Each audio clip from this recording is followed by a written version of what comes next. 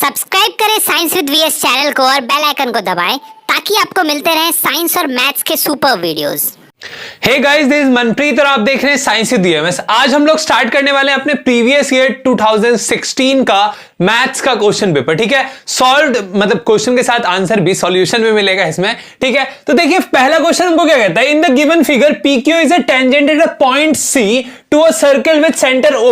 If AB is a diameter and angle CAB is equal to 30 degree, find angle PCA. Sir देखिए मैंने पहले से question solve करके रखा है क्योंकि बहुत ज्यादा आसान है, ज्यादा टाइम नहीं लूंगा आप लोगों का, बस आपको एक बार देखना है, समझना है और सॉल्व हो जाएगा। ठीक है, देखिए बोल क्या रहा है ना, बेसिकली ये हमारा एक पूरा एक सर्किल है। ठीक है, सर्किल पे एक टेंजेंट खींचा गया है पॉइंट C पे, कोई पॉइंट C है वहां पे खींचा गया है। ठीक है, फिगर ऑलरेडी बना हुआ था, ये जो डॉट डॉट है ये मैंने किया है। ठीक है, ऊपर से ये बताएंगे क्यों किया है। ठीक है, और आपको फाइंड क्या करना है ना, आपको फाइंड करना है एंगल PCA। एंगल PCA, ये वाला एंगल आपको फाइंड करना है, ये वाला एंगल। ठीक है, हाँ, तो ये वाला एंगल फाइंड करने के लिए अगर आप एक चीज देखें, आपके पास गिवन गया एंगल CAB, एंगल CAB, आपको ये वाला एंगल कितना गिवन है सर, आपको गिवन है 30 डिग्री। ठीक है, अब आप देखिए मैंने किया क्या है, यहाँ पे आपको गिवन है ये PQ is a tangent at point C to a circle with centre O, ये लिखा हुआ है, जो गिवन है सर वो हम लोगों ने लिख दिया। ठीक है, since AB is the diameter, sir since आपका जो AB है वो डायामीटर है, ये यहां से एक लाइन गया C पे, एक यहां से B पे गया, तो आप कह सकते हैं कि सर यहां से दोनों डायामीटर से जो हमारा लाइन जा रहा है C पे वो कितना डिग्री होगा सर, वो हमारा 90 डिग्री फॉर्म करेगा। बस वही लिखा है मैंने कि therefore angle ACB is equal to angle ACB is equal to आपका क्या हो जाएगा, 90 डिग्री हो जाएगा। अब देखिए, अब एक चीज देखिए कि अगर आप C और O को ज्वाइन करते हैं, अगर आप C और O को ज्वाइन करते हैं तो अब आपको देखिए पता लगेगा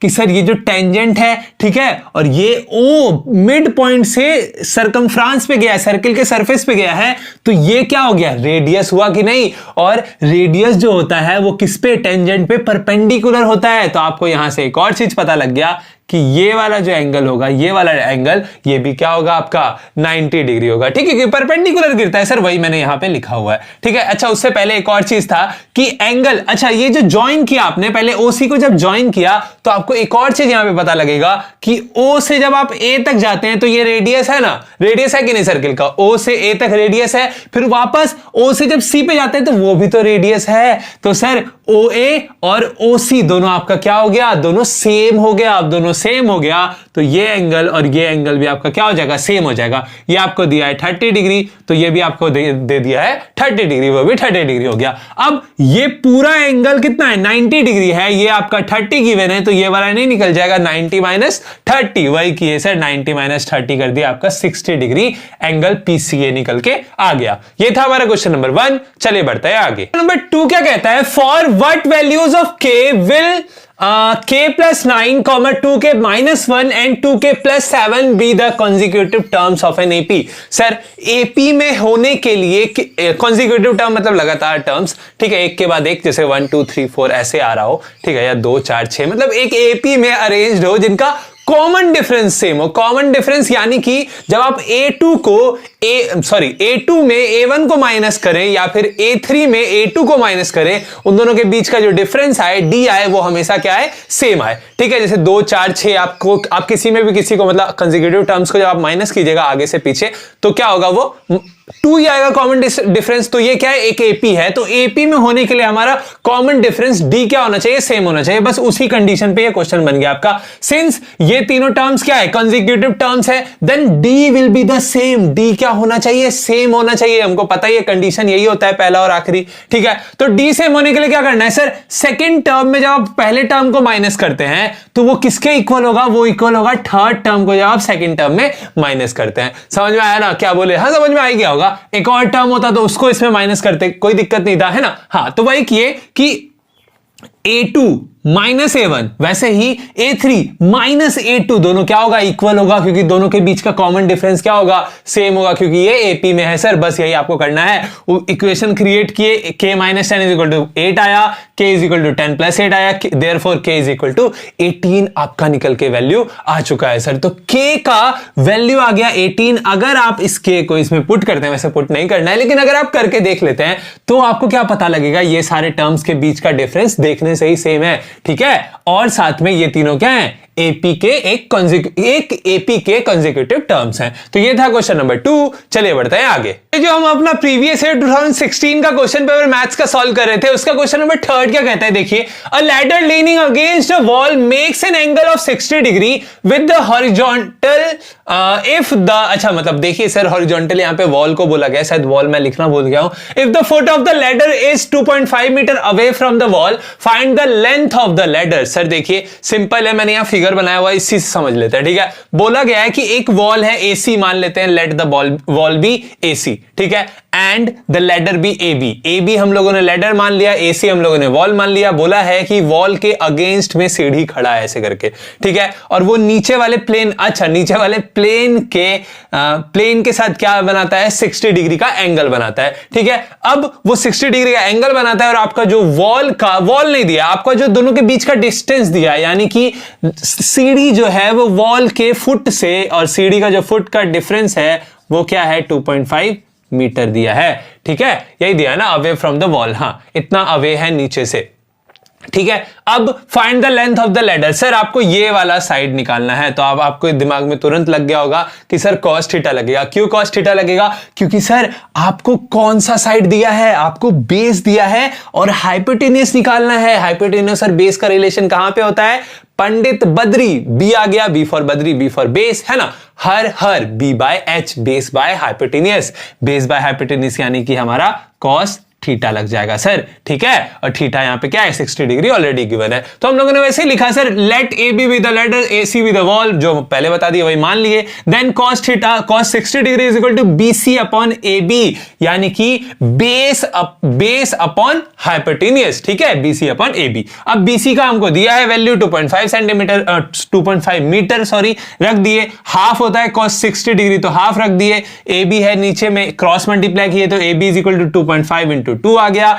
2.5 का दुगुना कितना होता है, 5 होता है, 2.5 5 हो जाएगा, तो AB is equal to 5 metre आ गया। Therefore the length of the ladder is 5 metre, ठीक है। तो ये था क्वेश्चन नंबर 3। चलिए बढ़ते हैं आगे। चलिए देखते हैं हमारा क्वेश्चन नंबर 4 क्या कहता है। सर ये जो क्वेश्चन नंबर 4 है, ये भी 1 नंबर का क्वेश्चन है, प्लस में ये प्रोबेबिलिटी का क्वेश्चन है। तो सर प्रोबेबिलिटी के क्वेश्चंस तो बहुत ज्यादा हलवा क्वेश्चन होते हैं, हम लोग ऐसे मतलब फालतू के नंबर्स होते हैं, वो मतलब फालतू के नहीं होते, बहुतों को मेहनत भी लगती है। मेरे से बच्चों को बहुत टाइम लगता है प्रोबेबिलिटी सॉल्व करने में, बाकी सारे क्वेश्चन बन जाते हैं, बस प्रोबेबिलिटी में दिक्कत होता है, तो उनके लिए है ये वीडियो खासकर। अच्छे से देखिएगा, समझिएगा और सॉल्व कर देंगे। अ card is drawn at random from a well shuffled pack of 52 playing cards, मतलब एक डेक ऑफ कार्ड्स है, 52 प्लेइंग कार्ड्स है, उसमें से कोई भी निकाला गया नहीं है, चोरी नहीं की गई है, ठीक है, उसमें जितने होते हैं उतने हैं। फाइंड द प्रोबेबिलिटी ऑफ, मतलब सफल्ड का मतलब सर चोरी नहीं की हुई है, उसको मिक्सअप किया गया है बढ़िया से, ठीक है, हाँ मतलब कुछ भी मत बोलिएगा। Probability of getting neither a red card nor a queen. Sir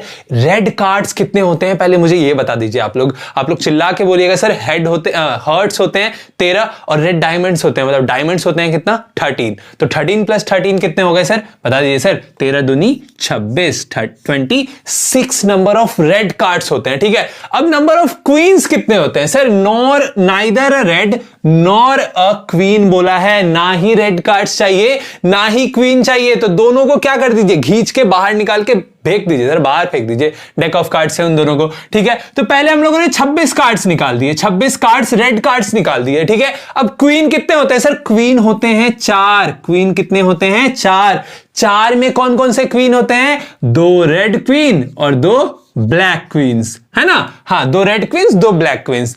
तो सर 2 रेड क्वीन जो आपने निकाला वो तो ऑलरेडी सर आपने इसमें भी तो रेड कार्ड्स निकाल दिए हैं, total number of red cards आपने ऑलरेडी निकाल दिए, तो रेड क्वींस भी तो निकल गए, तो सिर्फ कितने क्वींस बचे आपके पास, सिर्फ बचे 2 क्वींस, क्योंकि रेड क्वींस आपने ऑलरेडी यहां पे निकाल के फेंक दिया है बाहर, ठीक है। हाँ तो टोटल नंबर ऑफ कार्ड्स आपके कितने निकलेंगे, कितने एक्सपोर्ट होंगे, सिर्फ 26 + 2 यानी कि 28 होगा। बस इसी में दिक्कत होगा आप लोगों को, बाकी तो बन ही जाएगा, पता ही है मुझे, इसीलिए मैंने पहले ये बता दिया था कि आप लोग वीडियो बंद करके निकल लें अपने घर। तो पहले देख लीजिए मैंने सॉल्व किया वो बता देता हूं। Total number of possible outcomes आपके 52 है। चलिए मान लेते हैं कि ई वो इवेंट है जिसमें हम लोगों को getting neither a red nor a queen, ना ही उसमें हम लोगों को क्या मिल रहा है, हमको उसमें ना ही रेड कार्ड मिल रहा है ना ही क्वीन मिल रहा है, एक मान लिए इवेंट, ठीक है, ताकि हम लोगों को सिंपल प्रोबेबिलिटी ऑफ ई निकालना पड़े। अब ई का अगर आप प्रोबेबिलिटी निकाल लेते हैं तो वही निकल जाएगा, ठीक है। नंबर ऑफ फेवरेबल आउटकम्स कितने हैं सर, 52 में से 28 कार्ड हम लोगों ने निकाल दिया। कैसे निकाला पता लग गया।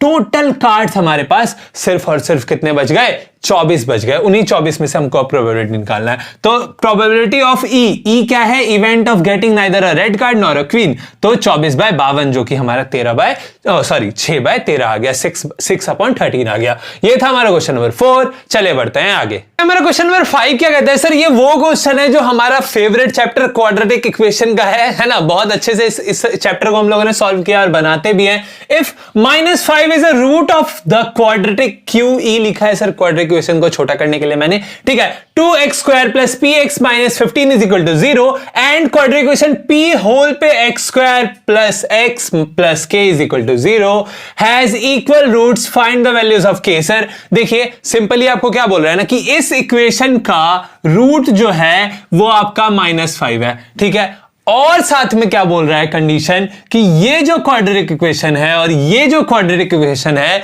इन दोनों के जो रूट्स हैं वो क्या है, इक्वल हैं। अब आपको एक चीज यहां से पता लग जाएगा क्या, कि अगर हम x की जगह पे -5 पुट करें तो ये इक्वेशन सेटिस्फाई हो जाएगा, यानी कि 0 के इक्वल हो जाएगा, ठीक है। यहां से हम क्या निकाल सकते हैं, अपना p का वैल्यू निकाल सकते हैं 0 से इक्वेट करके। देखिए दो वेरिएबल था x और p, x का वैल्यू हम लोगों को पता है क्या है, -5 है, तो p का वैल्यू निकलेगा ना, निकला कि नहीं, p का वैल्यू निकला। इसमें भी देखिए यहां पे देखिए x है, k है और p है हमारा, ठीक है। तो p का वैल्यू यहां से निकल चुका है, रख दिए। अब अगर इसका जो रूट है वो इक्वल है तो इसका जो d होगा, डिस्क्रिमिनेंट होगा, वो क्या होगा, 0 के इक्वल होगा। और डिस्क्रिमिनेंट का फॉर्मूला क्या होता है, b² - 4ac, वो भी 0 के इक्वल होगा। इसमें से b का वैल्यू, a का वैल्यू, c का वैल्यू निकाल के फॉर्मूला में पुट करेंगे, 0 से इक्वेट करेंगे, हमारा k का वैल्यू आ जाएगा। चलिए देखते हैं कैसे बनाया हम लोगों ने। देखिए गिवन है आपके पास, पहले फर्स्ट इक्वेशन सेकंड इक्वेशन जो भी गिवन है वो भी लिख लीजिएगा, दोनों इक्वेशन भी गिवन में लिख लीजिएगा ताकि आपको आगे चल के आसानी हो, ठीक है। उसको आप मान भी सकते हैं इक्वेशन 1 इक्वेशन 2, कोई दिक्कत नहीं है। -5 इज द रूट ऑफ, ये इस इक्वेशन का रूट है, तो अगर हम x की जगह पे -5 पुट करें तो ये 0 के इक्वल हो जाएगा। 0 के इक्वल होगा तो p का वैल्यू आपका 7 आ गया, ठीक है। इतना सा कर लिए, ठीक है। अब putting p = 7 in the second given quadratic equation, यहां पे जो सेकंड लिखे होंगे उसमें आपको p का वैल्यू पुट करना है। p का वैल्यू पुट किए तो आपके पास सिंपल स्टैंडर्ड क्वाड्रेटिक इक्वेशन ये आ गया सर। इसमें a b c का वैल्यू क्या है सर, आपका वैल्यू a है, ये आपका b है, ये आपका c का वैल्यू है, ठीक है। a = 7, b = 7, c = k आपको लिख देना है, ठीक है। उसके बाद अब आपको पता है कि इक्वल रूट्स हैं, तो बस सर उसी से क्वेश्चन बन गया, for equal roots we must have d = 0। हमारे पास d का वैल्यू क्या आना चाहिए, 0 के इक्वल आना चाहिए, तभी हमारे रूट्स क्या होंगे, इक्वल आएंगे, ठीक है। इक्वल एंड रियल आएंगे, है ना। रियल भी आते हैं सर, बोल दीजिए, लेकिन अब नहीं पूछा है तो, लेकिन आपको याद रखना है कि रियल भी तभी आते हैं, ठीक है। अब b² - 4ac = 0, क्योंकि d अगर 0 के इक्वल है तो उसका जो फॉर्मूला है वो भी तो 0 के इक्वल होगा, है ना, होगा कि नहीं। अब b² यानी कि 7 का स्क्वायर -4 × 7 a इंटू क्या है सर, 4 × c, 4 × a है, a आपका 7 है, c आपका k है। अब k का वैल्यू यहां से आप इधर उधर करके निकाल ही सकते हैं, अपने से सॉल्व करके सिंप्लीफाई करके k का वैल्यू आपका 7/4 आ गया। तो ये था हमारा क्वेश्चन नंबर 5। चलिए बढ़ते हैं आगे। तो हमारा क्वेश्चन नंबर 6 क्या कहता है, late p and q be the points of trisection of the line segment joining a to sir coordinates दिए a और b के, such that p is nearer to a, find the coordinates of p and q। Sir इसमें सबसे ज्यादा important होता है आपका figure, ठीक है। सबसे पहले देखिए आपको बोला एक लाइन सेगमेंट है जिसके 2 कोऑर्डिनेट्स दिए हैं आपको, a और b के 2 कोऑर्डिनेट्स दिए हैं, तो a यहां b यहां हम लोगों ने एक लाइन सेगमेंट ड्रॉ कर लिया, ठीक है। अब बोल रहा है ट्राई सेक्शन है, मतलब 1 2 3 हिस्सों में ये बटा हुआ है, यानी कि 2:1 के रेशियो में या ये 1:2 के रेशियो में ये बटा हुआ है, ये आपको पता करना है। बस वो रेशियो पता लग जाएगा ना, तो सेक्शन फॉर्मूला आपके पास पता हुआ है, m+n वाला फॉर्मूला वो रख के आप बना सकते हैं, ठीक है। अब बोल रहा है p is near to a, sir यही पॉइंट हमको डिफाइन करके बता दिया कि आपका जो लाइन सेगमेंट है वो किस रेशियो में बटा हुआ है, किधर से किस रेशियो में आपको लेना है। सबसे पहले देखिए आपको क्या बोला, 3 हिस्सों में बचा, ट्राई सेक्शन है, 3 हिस्सों में हम लोगों ने बांट दिया। ठीक है, पॉइंट भी पता है, A P Q B, Q P Q इधर आया, क्यू इधर क्यों आया, दोनों उल्टा पुल्टा क्यों आया, ये बता दीजिए हमको बस। सर ये इसीलिए हुआ क्योंकि यहां पे आपको लिखा हुआ है P जो है वो A के बगल में है, A के पास है, तो सर A के पास हम लोगों ने P को रख दिया। अब अगर आप देखें कि P कितने रेशियो में इसको डिवाइड करता है, 1:2 रेशियो में डिवाइड कर रहा है। वैसे Q कितने के रेशियो में डिवाइड कर रहा है, Q 2:1 के रेशियो में डिवाइड कर रहा है ना। आपको देख के पता लगाना पड़ेगा। देखिए P से पहले कितना सेक्शन है, एक सेक्शन है, P के बाद 2 सेक्शन है, तो 1:2 हो गया। Q के पहले कितने सेक्शन है, 2, Q के बाद 1, तो 2:1 हो गया। अब आपको रेशियोज पता लग गई। अब रेशियोज पता लग गया तो आप क्या कीजिएगा, सर आपका जो सेक्शन फॉर्मूला है, सेक्शन फॉर्मूला याद रखने का एक तरीका बताते हैं। सर कुछ नहीं होता है, कुछ नहीं होता है, बस m+n होता है, बस m+n होता है। उसके बाद देखिए m+n है, m+n है, m+n है, m+n है, यहां पे x2 x1 y2 y1 रख दिए, हो गया हमारा याद रखने का तरीका, है ना। मतलब वैसे तो पता ही होगा आप लोगों को, लेकिन फिर भी बता दिया। सर मेरे ऐसे कुछ बच्चे होते हैं ना, उनको ट्रिक्स के बिना मैथ्स बनता ही नहीं है, बिना ट्रिक के, इसीलिए मैंने खुद ही बनाना शुरू किया है। ठीक है, अब देखिए, अब हम लोगों ने इसमें सिंपल वैल्यूज अपने पुट किए, x2 x1, x2 है कहां सर, ये वाला x2 है, ये वाला x1 है, ये तो पता ही है। ये सर x2 है और ये आपका y2 है, ये आपका x1 है, ये आपका y1 है। ठीक है, इधर वाला कोऑर्डिनेट, तो उसके वैल्यूज हम लोगों ने पुट किए। m+n कहां से आया, m+n सर आपका जो रेशियो निकल के आया ना, ये आपका m है और ये आपका n है, m इंटू n, m:n के रेशियो में आपको निकल के आया है। ठीक है, ये भी सिमिलर वैसा ही है। तो सर आपका Q का भी वही हो गया, सिंपली आप लोगों ने वैल्यूज पुट किए और 4 -4, 2 आ गया Q का कोऑर्डिनेट और P का कोऑर्डिनेट आ गया -1, 0। ठीक है, तो ये था क्वेश्चन नंबर 6। चलिए बढ़ते हैं आगे। नंबर 7 क्या कहता है, in the given figure a quadrilateral ABCD is drawn to circumscribe a circle with the centre O in such a way that the side AB, CD, BC and DA touch the circle at the points PQ, RS respectively. Prove that AB plus CD is equal to BC plus DA। Sir simple, सरल, आसान शब्दों में अगर आप देखें कि ये एक क्वाड्रिलेटरल है, उसके अंदर एक सर्किल है, तो उसके जो रिस्पेक्टिव आर्म्स होंगे उनका जो सम होगा वो इक्वल होगा, ये आपको प्रूव करने बोला है। ठीक है, यहां पे अगर आप एक चीज देखिए, हम लोगों ने पिछले सेट में जो 2015 का सेट था, वो अगर आपने वीडियो नहीं देखी है तो बहुत सारे, मतलब प्लेलिस्ट है उसका, पूरा जाके आप देख सकते हैं। ठीक है, हाँ, अब उसमें मैंने एक चीज आपको बताया था, मतलब पहले भी आप लोगों ने पढ़ रखा है कि sir tangents from same points to the circle are equal। एक पॉइंट से जो टेंजेंट जा रहा है सर्किल पे वो क्या होंगे सर, इक्वल होंगे। यानी कि ये वाला और ये वाला इक्वल होगा, ये वाला और ये वाला इक्वल होगा, ये वाला इक्वल, ये वाला इक्वल होगा। ठीक है, बस इसी चीज से हम लोग बना सकते हैं पूरा क्वेश्चन। देखिए वही लिखा है, गिवन, हमको गिवन क्या है, वी हैव, आप लिख सकते हैं, गिवन भी लिख सकते हैं, कोई बात नहीं है। A B, B C, C D and D A are the tangents touching the circle at the P Q R and S respectively. Touch कर रहे हैं ये सारे टेंजेंट्स। ठीक है, अब हमको पता है कि AP is equal to AS हो जाएगा, AP is equal to AS, अभी बताया आपको, क्यों, क्योंकि tangent from same points to the circle are equal. BP is equal to BQ हो जाएगा, BP is equal to BQ या BQ is equal to BP भी आप लिख सकते हैं। CR is equal to CQ, CR is equal to CQ, DR is equal to DS, DR is equal to DS, यही चीज आपको अभी हमने बताया। ठीक है, अब अगर आप देखें ये सारे जो आपके इक्वेशंस बने हैं, मतलब ये जो AP है, BP है, CR है, DR है, ये चारों को अगर आप प्लस करेंगे और फिर AS, CQ, BQ, DS को अगर आप प्लस करते हैं तो वो दोनों इक्वल आएंगे कि नहीं, आएगा कि नहीं, ये आपको पता लग रहा है। क्या मैं बोल रहा हूं ना कि सर ये इधर वाले जो हैं इज इक्वल टू के लेफ्ट हैंड साइड जो हैं उन सबको अगर आप प्लस करते हैं और राइट हैंड साइड को जब आप प्लस करते हैं तो जो वैल्यूज आएंगी दोनों की इक्वल आएंगी, आएगी कि नहीं, क्योंकि दोनों एक दूसरे के इक्वल है, सारे एक दूसरे के इक्वल है। ठीक है, तो अगर आप AP प्लस BP करते हैं, AP प्लस BP, देखिए दोनों लेफ्ट साइड है, दोनों को प्लस कर रहे हैं, तो AP प्लस BP, सर ये वाला पूरा लाइन बनता है ना, बनता है कि नहीं, बना ना। वैसे ही CR प्लस DR करते हैं, CR plus DR, CR plus DR, ये पूरा बनता है कि नहीं, DC, AB और DC बनता है कि नहीं, बना कि नहीं, बना ना।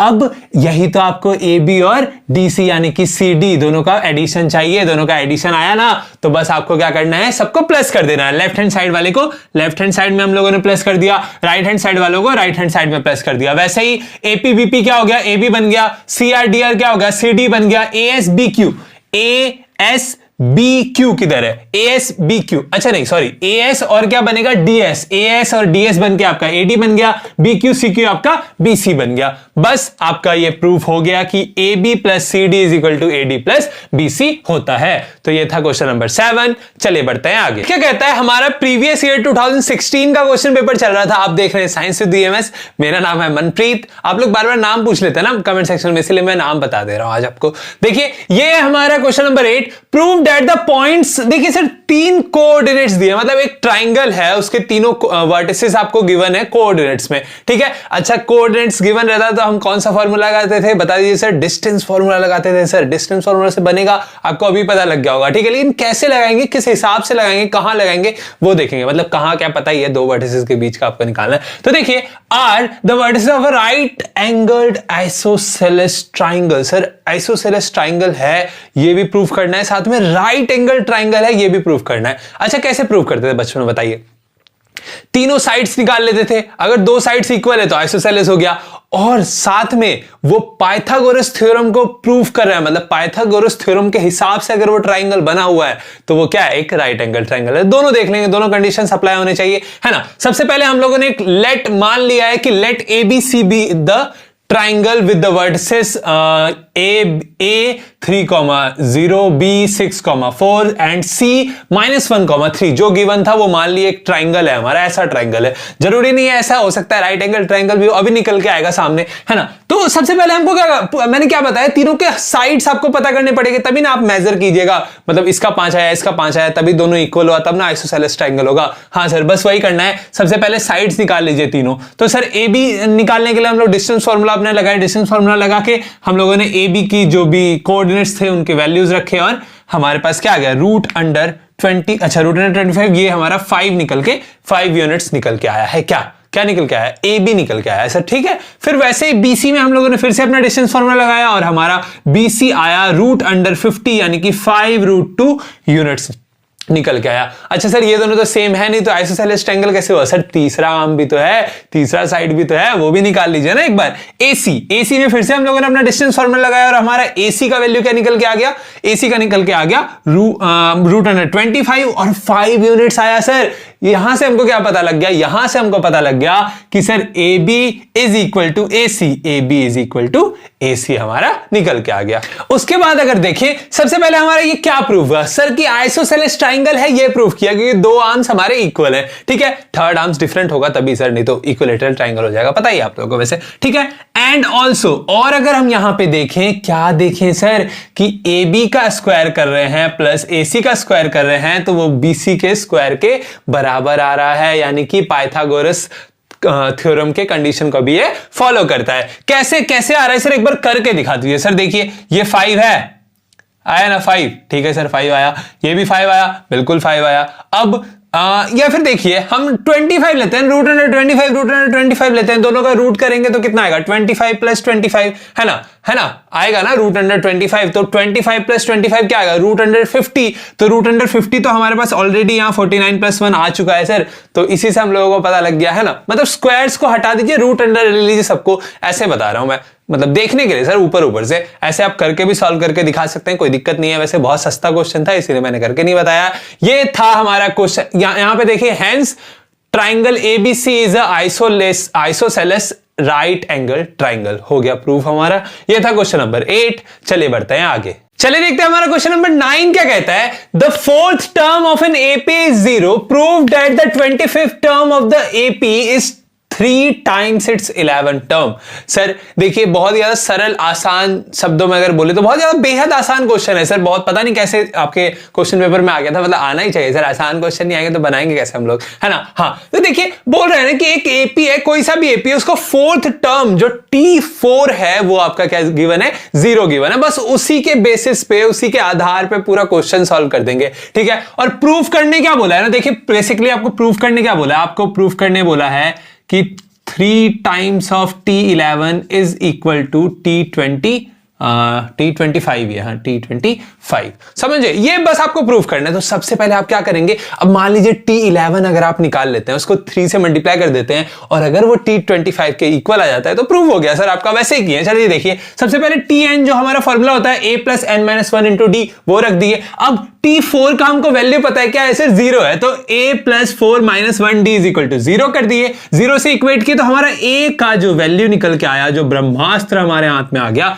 मूवी नहीं ब्रह्मास्त्र मतलब वो अस्त्र जो कभी भी फेल नहीं होता, ठीक है, हाँ, विच नेवर फेल्स। तो a is equal to -3d आपका आ गया निकल के, ठीक है। अब a का जो वैल्यू आया उसी को पुट करेंगे और उसी से वैल्यू निकल जाएगा। सबसे पहले देखिए हम लोगों ने T25 निकाल लिया। T25 में देखिए क्या किए, a प्लस 25 माइनस 1 होता है, जो हमारा n माइनस 1 वाला फॉर्मूला होता है, वो रख दिए, ठीक है। ये हो गया 24। अब a का वैल्यू हम लोगों ने यहां से निकाल के यहां रख दिया -3d जो हमारा आया है a का वैल्यू, वो रख दिया हम लोगों ने। इससे हमारा 21d आ गया T25 का वैल्यू। अब T11 का वैल्यू सिमिलरली हम लोगों ने निकाला। T11 का वैल्यू देखिए क्या आया, a प्लस 10d। आप यहां पे भी a का वैल्यू रख के निकाल सकते थे, उसको भी 3 से मल्टीप्लाई करते तो भी 21 ही आता। देखिए सर -3 10 माइनस 3 कितना 7 3 21 सर, यहीं से दिख रहा है, हम लोग कर सकते थे। लेकिन सबसे पहले देखिए देन फिर हम लोगों ने क्या किया, 3 इंटू 10 T11 किया, तो जो भी था यहाँ पे a का वैल्यू रखा, 3 से मल्टीप्लाई किया और हमारा T11 3 इंटू T11 का वैल्यू 21d आ गया निकल के। अब ये क्या है सर, ये कुछ नहीं है, 3 इंटू 10 11 है और T11 है और साथ में क्या है T25 भी तो है, यही तो आया T25 21d, ठीक है, हाँ। Hence 3 times of T11 is equal to T25 proved, ठीक है सर, बस यही प्रूव करना था भैया, हम लोगों ने कर दिया। तो सर चलिए, अब ये था हमारा क्वेश्चन नंबर 9, चलिए बढ़ते हैं आगे। क्वेश्चन नंबर 10 क्या कहता है, in the given figure from an external point P, two tangents PT and PS are drawn to a circle with a center O and radius R. If OP is equal to 2R, so that angle OTS is equal to angle OST is equal to 30 degree. Sir ये जो angles आपको दिए हैं, ये जो equal angles दिए हैं, ये आप दो तरीके से पता लगा सकते हैं, 2-3 तरीके से पता लगा सकते हैं। पहला तरीका देखिए, जो हमारा पर्टिकुलर मेथड है, जो हम लोग हमेशा से करते आ रहे हैं। देखिए सर, हमारा जो ये O है, O से T पे गया, O से S पे गया, ठीक है। ये दोनों टेंजेंट तो सेम ही है। सबसे पहले टेंजेंट देख लीजिए सेम कैसे है sir, tangent drawn from a same point, from a particular points are equal, पढ़े हैं सर हम लोग, है ना। तो ये टेंजेंट दोनों इक्वल है, तो यहां से जो यहां पे गया पॉइंट, यहां से यहां जो गया, तो दोनों क्या हुआ सर, दोनों रेडियस हुआ, दोनों आर्म्स क्या हो गए, इक्वल हो गए। दोनों आर्म्स अगर इक्वल हो गए सर, तो ये वाला और ये वाला एंगल क्या हो गया, इक्वल हो गया। वही एंगल तो है OTS, ये वाला एंगल OST, ये वाला एंगल, तो दोनों इक्वल हो गए ना। यहां से हमको पता लग गया कि एंगल तो इक्वल हो गए सर अपने। अब अगर आप देखें, क्या देखें सर, क्या देखना है आप बता दीजिए। आपको देखना है कि ये वाला जो एंगल है, ये वाला जो एंगल है, अगर आप निकाल लेते हैं, ये वाला अगर आप एंगल निकाल लेते हैं, तो तीनों का सम कितना होगा, 180 डिग्री होगा ना। Angle sum property sir 180 degree होगा। अब अगर 180 डिग्री होगा तो ये दोनों तो सेम ही है, ये वाला पता ही है, तो दोनों का x मान के आप निकाल सकते हैं। सिंपल बचपन वाला मेथड, क्लास 2-3 वाला मेथड है ना, मतलब 4-5 वाला भी मान सकते हैं आप। तो देखिए we have OP is equal to 2R हमको गिवन है, ठीक है। मान लेते हैं कि angle TOP is equal to theta, angle TOP ये वाला जो एंगल है, ये जो आधा एंगल है, इसको हम लोगों ने क्या मान लिया, थीटा मान लिया, ठीक है। cos थीटा रखे, क्योंकि देखिए राइट एंगल ट्रायंगल यहां पे फॉर्म हो रहा है, इसीलिए हम लोग लगा सकते हैं ट्रिग्नोमेट्रिक क्वांटिटीज, है ना। तो लगा दिया हम लोगों ने cos थीटा क्या होता है, पंडित बद्री, है ना, हर B by H base by hypotenuse, है ना। तो base by hypotenuse OT by OP किया, R बाय 2R किया, R कैंसिल हो गया, 1/2। तो cos theta is equal to 1/2 होता है। cos थीटा हाफ कब होता है, 60 डिग्री जब होता है, तो theta is equal to 60 degree. अब देखिए एक और चीज, एक और लॉजिक आपको यहां पता लगेगा कि सर ये वाला जो एंगल है, ये वाला जो एंगल है, दोनों इक्वल है सर। 20 से देखिए P इसको डिवाइड कर रहा है, तो इक्वल तो होगा ही ना सर। तो हमको पता लग गया कि ये दोनों एंगल्स इक्वल हैं, तो TOS is equal to 2 theta, तो 2 into 60 degree is equal to 120 degree. अब ये पूरा एंगल आपको 120 डिग्री आ चुका है और ये दोनों एंगल्स आपको पता लग गया कि सेम है। तो तीनों का सम मिला के कितना हो जाएगा सर, इन ट्रायंगल TOS में हमारा 180 डिग्री हो जाएगा। किसका sum, angle TOS plus angle OTS plus angle OST is equal to 180 degree. अब 180 डिग्री में आपको एक एंगल का तो पता ही है कि 120 है, दूसरा एंगल दूसरे के इक्वल है। यहां पे आपको ब्रैकेट में सिंस ये वाला लिख देना है, सिंस में, ठीक है, ये दोनों इक्वल है हमारा। उसके बाद हमको पता इसको 2 रख दिया, मतलब इसकी जगह पे ये रख दिए हम लोग, है ना। तो ये 2 यहाँ पे देखिए 180 में जब 120 जाएगा तो 60 डिग्री आएगा, 2 से जब डिवाइड होगा तो 30, तो OTS is equal to 30 degree, तो angle OST is equal to भी 30 डिग्री, हैंस प्रूव्ड हो गया हमारा। तो ये था हमारा क्वेश्चन नंबर 10। चलिए बढ़ते हैं आगे। मनप्रीत और आप देख रहे हैं साइंस विद वीएमएस। हम लोग अपना 2016 का मैथ्स का क्वेश्चन पेपर सॉल्व कर रहे थे, उसका ये क्वेश्चन नंबर 11 है। In the given figure O is the centre of a circle such that diameter AB is equal to 13 centimetre and AC is equal to 12 centimetre. BC is joint, sir BC को join कर दिया। अच्छा, find the area of shaded region. Sir simple सरल आसान शब्दों में अगर आपको बताया जाए तो ये एक सर्किल है, इसको 20 से डिवाइड किया गया है। डायमीटर क्या होता है? Longest line which divides the circle into 2 equal parts, है ना। वही है सर, ये डायमीटर दिया AB जो कि सर्किल को 2 इक्वल पार्ट में डिवाइड कर रहा है, सिंपली हम लोग कह सकते हैं, ठीक है। अब सर अब एक और चीज देखिए कि इससे मतलब है क्या? आपको इस वाले पार्ट से मतलब है क्या? इस वाले पार्ट से, इस सेमी सर्कल से मतलब है क्या? नहीं सर, उस सेमी सर्कल से हमको मतलब नहीं है। क्यों नहीं है मतलब? क्योंकि हमको इस वाले शेडेड पार्ट का पूछा गया है। तो अगर आप एक चीज करें कि ये देखिए, ये पूरा एक सेमी सर्किल था, ये भी पूरा एक सेमी सर्किल था,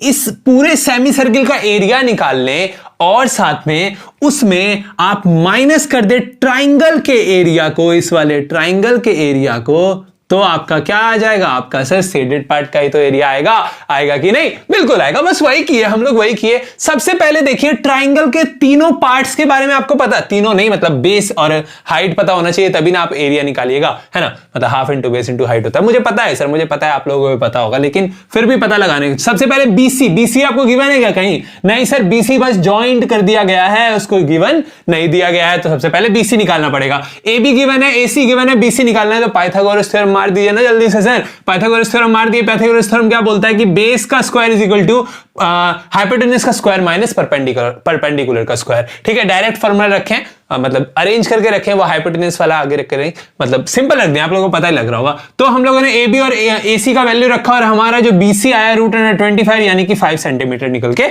आ चुका है, ठीक है। अब हमारा BC आ चुका है, तो सबसे पहले हम लोग अभी आपको क्या बताया कि सर सेमी सर्किल का एरिया निकाल के ट्राइंगल का एरिया माइनस कर दिए, वही हो जाएगा एरिया ऑफ शेडेड रीजन। तो area of shaded region is equal to area of semi circle minus area of triangle ABC। तो एरिया ऑफ सेमी सर्किल क्या होता है? जोर से बोल दिए, pi r square upon 2। Sir देखिए पाई आर स्क्वायर हमारा क्या होता है? पाई आर स्क्वायर हमारा सर्किल का एरिया होता है, उसको अगर आधा कर दे तो सेमी सर्किल का एरिया हो जाएगा। तो बाई 2 कर दिए, आधा कर दीजिए, है ना। Minus half into base into height, half into BC into AC। तो सर जल्दी हम लोगों ने रखा और ये रेडियस तो नहीं दिया है, डायमीटर दिया है, तो रेडियस इज इक्वल टू क्या हो जाएगा? 13/2 हो जाएगा। तो 13/2 को रखा, रेडियस का स्क्वायर था तो उसका स्क्वायर कर दिया, और BC हमारा 5 आया, AC हमको 12 ऑलरेडी गिवन है, तो हम लोगों ने दोनों को रख दिया। और हमारा 1.57 इंटू 169/4 माइनस 30 आया, 66.33 माइनस 30, 36.33 सेंटीमीटर स्क्वायर आपका area of shaded reason. Hence the area of shaded region will be, या फिर इज इक्वल टू आपका आ गया 36.33 सेंटीमीटर स्क्वायर, ठीक है। तो ये था हमारा क्वेश्चन नंबर 11। चलिए बढ़ते हैं आगे। हमारा क्वेश्चन नंबर 21 क्या कहता है? In the given figure a tent is in the shape of a cylindrical surmounted by a conical top of same diameter. Sir बोल रहा है ना कि एक ऐसा आपके पास टेंट गिवन है, ठीक है। कैसा टेंट है? एक सिलेंड्रिकल टेंट है जिसका जो छत है ना वो कॉनिकल वे में बनाया गया है, ठीक है। हाँ, कहां थे?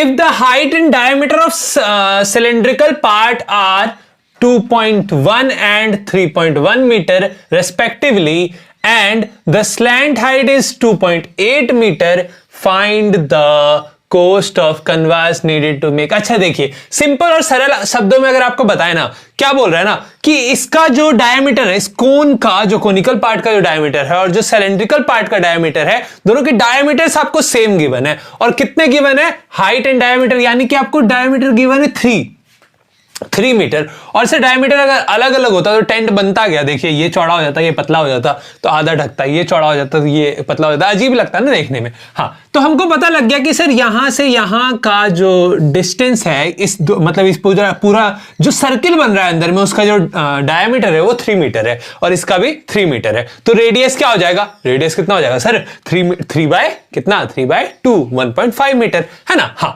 तो और क्या बोला है, हाइट जो दिया है वो 2.1 दिया है, तो 2.1 हम लोगों का मीटर ये वाला हाइट हो गया, ठीक है। और स्लैंट हाइट, इसका जो स्लैंट हाइट दिया है वो 2.8 मीटर दिया है, तो यहां से यहां तक का हमारा हाइट हो गया 2.8 मीटर, ठीक है। हाँ, अब देखिए बोला ना कि पर मीटर स्क्वायर को खरीदने में, कपड़ा खरीदने में, आपको कन्वर्स खरीदने में लगता है 500 रुपया, तो पूरा जो टेंट आपका बना उसमें आपको कितना रुपया लगेगा, बस यही समझाना है आपको, यही बना के दिखाना है। तो सिंपल सर, हम ऊपर वाले का एरिया निकाल लेंगे, नीचे वाले का एरिया निकाल लेंगे, दोनों को प्लस कर देंगे और साथ में क्या कर देंगे, उसको जितना भी रुपया है उससे मल्टीप्लाई कर देंगे, है ना। हाँ, तो सबसे पहले for conical part, conical part के लिए हमारे पास रेडियस दिया है 1.5 मीटर, क्योंकि डायमीटर 3 था, मैंने बता ही दिया आपको। स्लैंट हाइट को हम लोग एल लेते हैं, किसमें, जब भी कोन्स की बात होती है या फिर कोई भी सेलेंट, ये सेलेंट वाला जो मतलब स्लैंट हाइट जब भी आपको दिया होता है तो एल ही ले लेते हैं,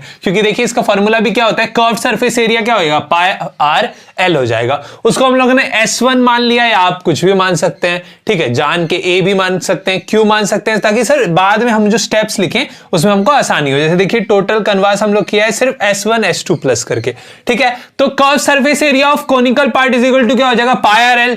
पाई आर एल का वैल्यू रखे, पाई का वैल्यू क्यों नहीं रखे, क्योंकि लास्ट में दोनों में पाए जाएंगे, है ना, हम कॉमन निकाल सकते हैं और सॉल्व कर सकते हैं आसानी से, ठीक है। हाँ, अब for cylindrical part, cylindrical part में फिर से आर हमको 1.5 दिया है, लेकिन हाइट क्या हो गया, 2.1 मीटर हो गया इस पर, ठीक है, कम हो गया थोड़ा सा। तो S2 मान लिए, curve surface area of cylindrical part का 2 पाई आर एच होता है, फॉर्मूला रख दिए, पाई का वैल्यू फिर से नहीं रखे क्योंकि दोनों में पाए हैं, है ना, कॉमन लेके सॉल्व कर देंगे। अब यहाँ पे आप पाई को कॉमन लेके, या फिर देखिए 2x प्लस 3x जैसे हम लोग करते थे x का एडिशन, वैसे पाई का एडिशन कर दीजिए। पाई का वैल्यू हमको 22/7 लेने बोला है, मैंने लिखा नहीं है लेकिन बोला है, ठीक है। हाँ, तो रख के सॉल्व किया, हमारे पास आ गया 33 मीटर स्क्वायर निकल के, ठीक है। हाँ, total cost of converse at the rate of 500 पर मीटर स्क्वायर, 500 रुपया 1 मीटर स्क्वायर का हमको लग रहा है, तो 33 मीटर स्क्वायर का कितना लगेगा, 500 इंटू 33 मीटर स्क्वायर, है ना। तो हम लोगों ने कर दिया और निकला हमारा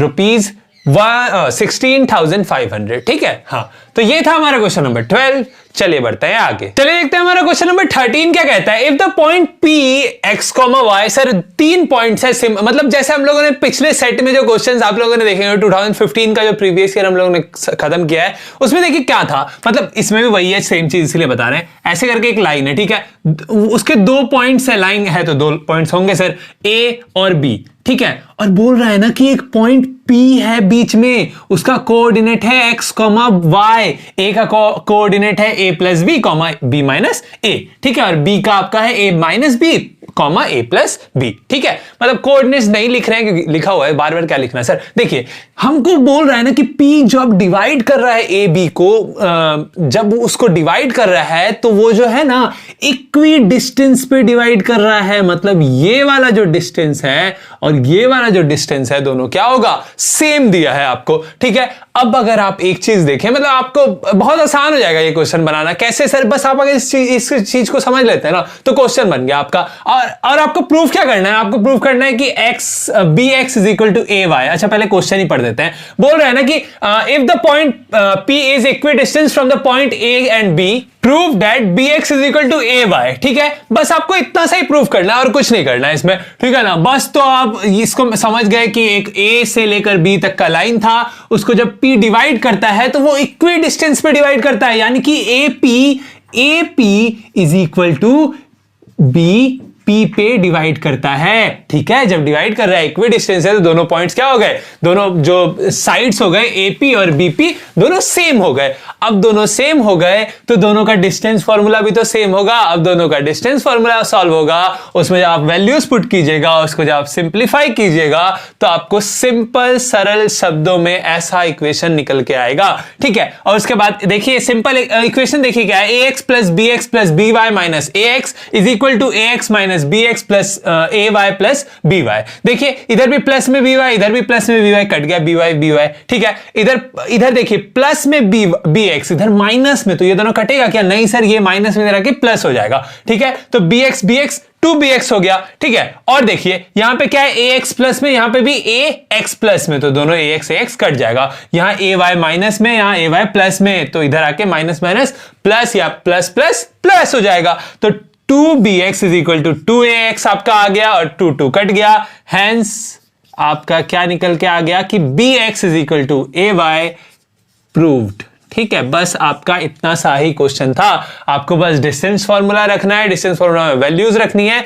क्यों हो गया इक्वल सर? क्योंकि हमको दिया है कि इक्वी डिस्टेंस पे काट रहा है पी ए बी को। ठीक है, बस इसीलिए ये था हमारा क्वेश्चन नंबर 13। चलिए बढ़ते हैं आगे। हमारा क्वेश्चन नंबर 14 क्या कहता है? In the given figure find the area of the shaded region enclosed between two concentric circle of radii 7 centimetre and 14 centimetre where angle AOC is equal to 40 degree. Sir angle AOC, ये वाला angle, छोटा वाला angle, minor वाला angle, जो minor sector है उसका angle आपको 40 degree दिया है। बस सर इसी के आधार पे आपको क्वेश्चन बना देना है। देखिए आप एक चीज देखिए, पहले क्वेश्चन समझ लेते हैं। मतलब क्वेश्चन क्या समझना है? क्वेश्चन में आना आपको ये जो शेडेड रीजन है इसका एरिया पूछ दिया। ठीक है, अब ये शेडेड रीजन का एरिया आप दो तरीके से निकाल सकते हैं। कैसे निकाल सकते हैं? पहले पूरे का एरिया निकाल लीजिए, ठीक है, उसमें फिर ये वाला माइनस कर दीजिए, उसमें फिर ये वाला माइनस कर दीजिए, तो आपका निकल जाएगा। लेकिन एक और बेहद आसान तरीके से हम लोगों ने यहां सॉल्व किया है, जिसमें आपको 3 नंबर का 3 नंबर भी मिल जाएगा और टाइम भी कम लगेगा। देखिए क्या किया हम लोगों ने। हम लोगों को पता है कि एरिया ऑफ सेक्टर का फॉर्मूला क्या होता है? ये होता है सर θ/360 इंटू πr² होता है ना, पढ़े हम लोग। ठीक है, हाँ, तो अगर हम इस माइनर सेक्टर का एरिया निकालें तो क्या हो जाएगा? 40/360 है ना, और πr² हो जाएगा ना। लेकिन हम लोग क्या करेंगे? माइनर का नहीं सर, मेजर अर्क, ये वाला जो अर्क आया ना, ये कितना आया? ये पूरा कितना है? एक कंप्लीट सर्किल क्या बना रहा है सर? 360 बना रहा है। उसमें अगर हम लोग एंगल 40 अपना माइनस कर दें तो हमारा थीटा का वैल्यू क्या आ जाएगा? 320, 320 आ जाएगा सर। ठीक है, अब देखिए ये रिक्वायर्ड एंगल था, ये हमारा रिक्वायर्ड एंगल निकल गया। अब रिक्वायर्ड एरिया हमको चाहिए क्या? एरिया ऑफ मेजर अर्क AC, ए से लेकर सी तक हम पूरे का एरिया निकाले। यानी कि हमारा ये जो अंदर वाला सर्किल है ना, जिसका एरिया नहीं पूछा है, उसका भी एरिया साथ में निकल गया। निकला कि नहीं? निकल गया ना सर, निकल गया सर। क्योंकि देखिए इस सर्किल को अगर आप बाहर निकाल लें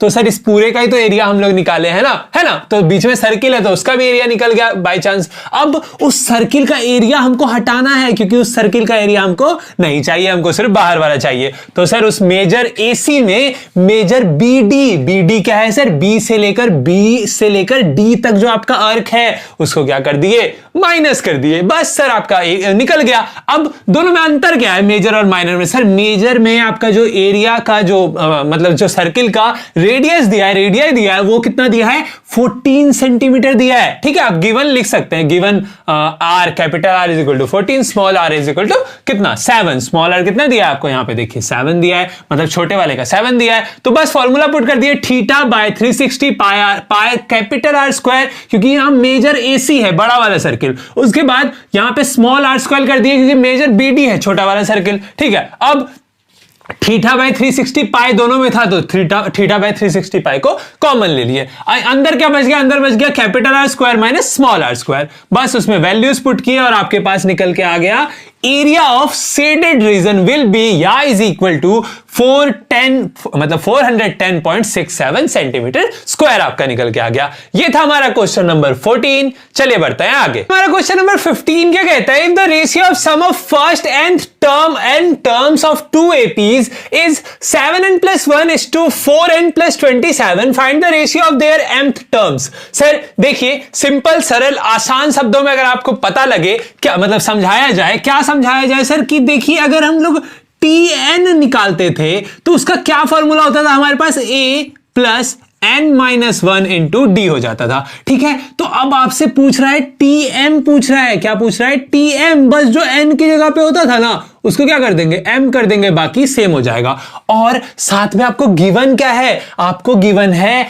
Sn, गिवन है sum of nth term, sum of n terms of an AP है ना, वो गिवन है, उसका रेशियो गिवन है साथ में। तो Sn का फॉर्मूला क्या होता था? एक बार जोर से बोल दीजिए, n/2 2a plus n-1 into D होता था हमारा Sn का फॉर्मूला। ठीक है, तो बस हम लोगों को गिवन है कि sum of n terms of 2AP, ratio of sum of n terms of 2AP are इतना इस टू इतना, ठीक है, ये आपको गिवन है। तो सबसे पहले हम लोग मान लेते हैं कि A1 और A2 हमारे फर्स्ट टर्म्स होंगे उन दो AP के, और हमारा ये जो D1 है और D2 है ये कॉमन डिफरेंस होंगे दोनों रिस्पेक्टिव एपीज के, ठीक है। अब SN लिख के SN का फॉर्मूला हमारा क्या होता है? SN का फॉर्मूला ये होता है, लेकिन सर यहां पे A1 लिखेंगे और D1 लिखेंगे फर्स्ट एपी के लिए, सेकंड एपी के लिए यहां पे A2 लिखेंगे और यहां पे D2 लिखेंगे। सेकंड एपी को SN डैश ले लिए हैं, अगर फर्स्ट को आप लोगों ने SN लिया है तो आप फर्स्ट को भी SN डैश ले सकते हैं, उसमें कोई आपत्ति नहीं होनी चाहिए, ठीक है। तो अब हमको गिवन है SN upon S dash S n dash जो भी बोलिए, उन दोनों का रेशियो कर दिए, और रेशियो करके जब आप लोगों ने सॉल्व किया, मतलब ये n/2 था, ये सबको मल्टीप्लाई करके कटाया जब हम लोगों ने, तो हमारे पास ये निकल के आया क्या, 2A1 plus n-1 into D1, वैसा ही अपॉन में बस A2 D2 आ गया, ठीक है। अब ये किसके इक्वल है? ये इक्वल है 7n plus 1 upon 4n plus 27, यही तो रेशियो में गिवन है सर, दोनों का रेशियो किए तो इक्वल होगा ही, है ना। गिवन मैंने यहां लिख दिया, आप given is equal to 7n plus 1 भी लिख सकते हैं, कोई दिक्कत नहीं है, ठीक है। इसको हम लोगों ने इक्वेशन 1 मान लिया। अब अगर आप देखें, आपको SN को TM बनाना है, TM अगर SM भी होता उसको आपको TM बनाना है सर। तो TM बनाने के लिए हमको क्या चाहिए? देखिए यहां पे क्या है, 2 है ना, इस 2 को हमको हटाना है, बस उस 2 को अगर आप हटा देते हैं तो आपके पास क्या आ जाएगा सर? आपके पास TM ही तो निकल के आ जाएगा, आएगा कि नहीं? तो इसी के लिए हम लोग क्या किए कि इस इक्वेशन 1 में n की जगह पे 2m-1 रख दिए। 2m-1 रखने से क्या फायदा हुआ सर? यहां -1 पहले से है, यहां -1 एक और रखे, माइनस माइनस प्लस, तो प्लस -2 हो जाएगा हमारे पास, और 2m यहां पे भी है। तो देखिए यहां पे हुआ क्या, basically 2A1 plus 2m -1 D1 हुआ। ये देखिए ये दोनों मिलके क्या हो गया, 2 हो गया, यहां पे भी 2, यहां पे भी 2, सब में 2 है, तो 2 को कॉमन करके 2 को कटा दिए, और 2 को कटाने के बाद आपके पास क्या आया? आपके पास आया A1 plus m-1 into D1 upon A2 plus m-1 into D2। तो ये क्या आया सर? ये आया आपका TM अपॉन TM डैश, है ना, और इसी का रेशियो आपका निकल के क्या आ गया? ये लिख ही देते हैं, 14m-6 इज टू 8m-23 आपका निकल के आ गया। समझ में आया?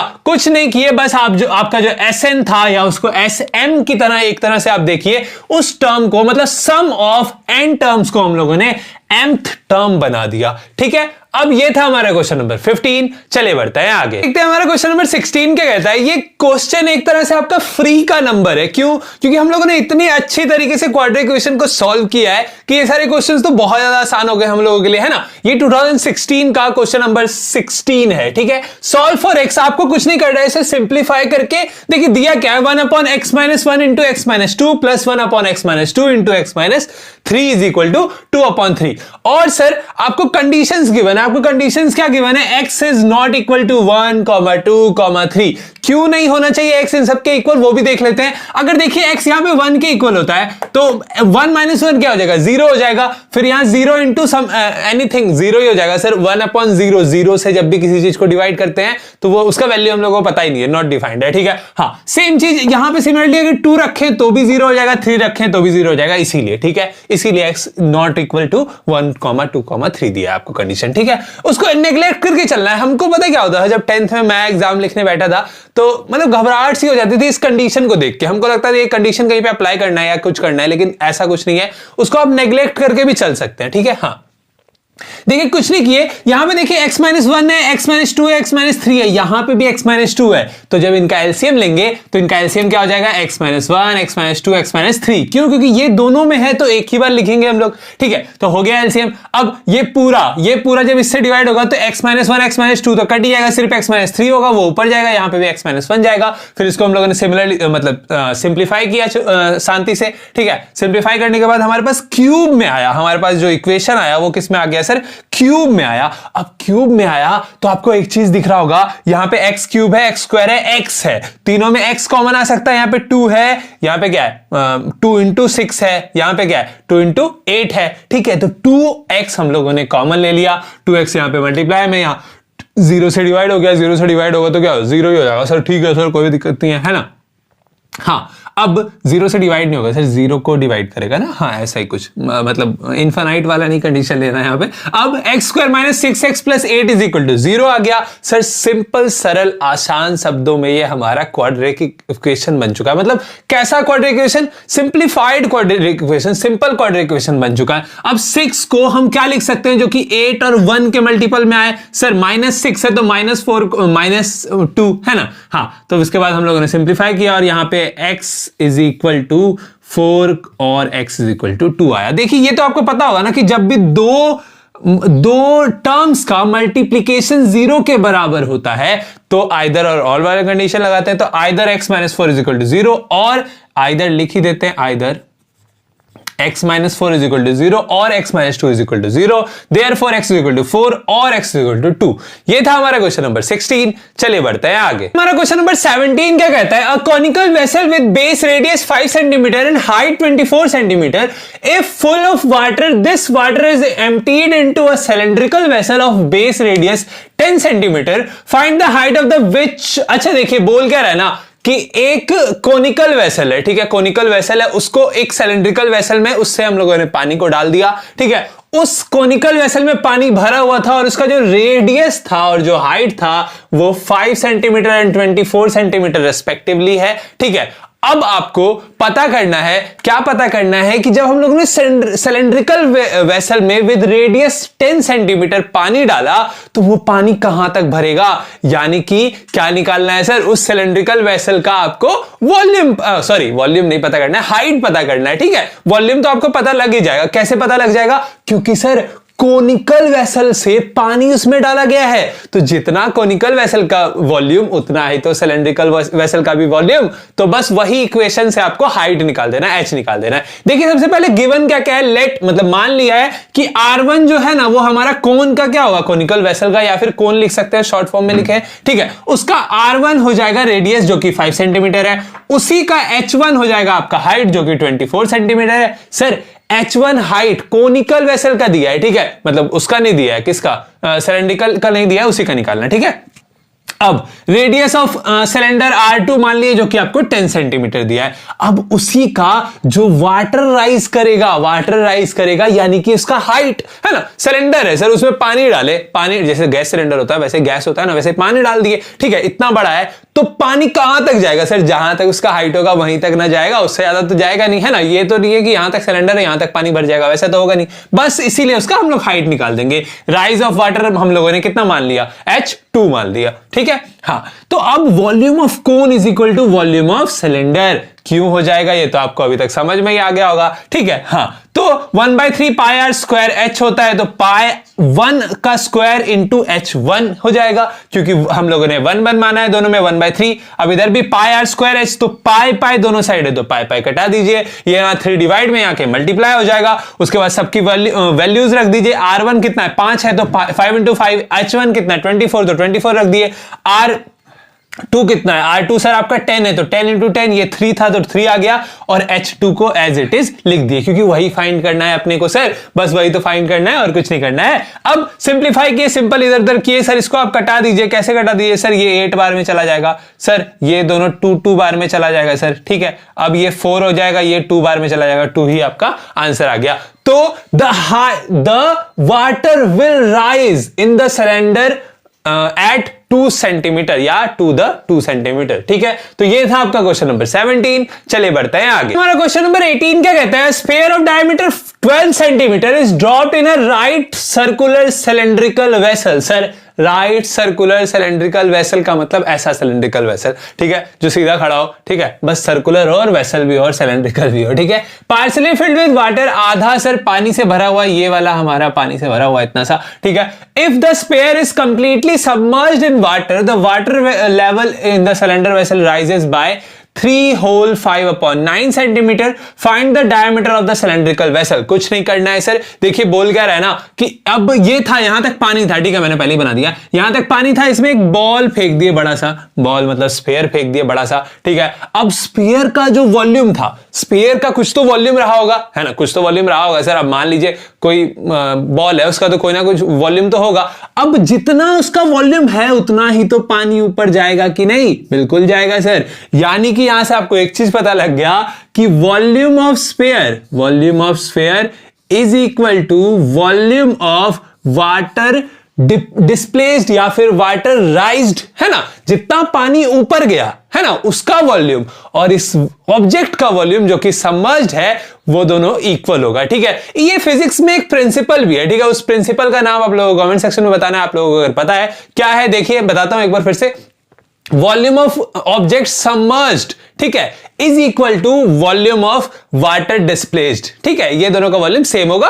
ये फिजिक्स का एक प्रिंसिपल है, उसका आपको कमेंट सेक्शन में बताना है। ठीक है, कौन सा प्रिंसिपल है। चलिए बैक टू क्वेश्चन। अब रेडियस ऑफ स्फीयर कितना हो जाएगा सर? डायमीटर आपको 12 दिया है तो रेडियस 6 हो जाएगा, पता ही है आप लोगों को। वॉल्यूम ऑफ स्फीयर हम लोग निकाल लेते हैं। वॉल्यूम ऑफ स्फीयर क्या होता है? 4/3 पाई क्यूब होता है। फॉर्मूला रख दिए और पाई का वैल्यू नहीं पुट किए क्योंकि बाद में हम लोगों को पाई का काम आएगा। आप पाई का वैल्यू पुट कर सकते हैं, कोई दिक्कत नहीं है उसमें, लेकिन बाद में पाई आएगा तो क्यों सॉल्व करना अभी सर, जब इसका पूछा ही नहीं हम लोगों को। जो पूछा है ना उसमें डायरेक्ट जाके पाई सॉल्व करेंगे। ठीक है, ये याद रखिएगा हमेशा। अब let the radius of cylinder be r, ले लिए रेडियस को। क्यों ले लिया आर? क्योंकि सर वही तो हमसे पूछा है, कैपिटल आर ले लिए इसलिए। राइज इन वाटर आपको दिया है, क्या है sir rise in water? 3 whole 5/9 है, तो 3 होल 5/9 को सॉल्व किए तो 32/9 आ गया सेंटीमीटर में। ठीक है, अभी मैंने आपको एक चीज बताया, फिजिक्स का प्रिंसिपल कहता है कि increase in volume of water is equal to volume of sphere. Sir जितना वॉल्यूम बढ़ा वाटर का वही तो वॉल्यूम ऑफ स्फीयर होगा कि नहीं? बिल्कुल होगा।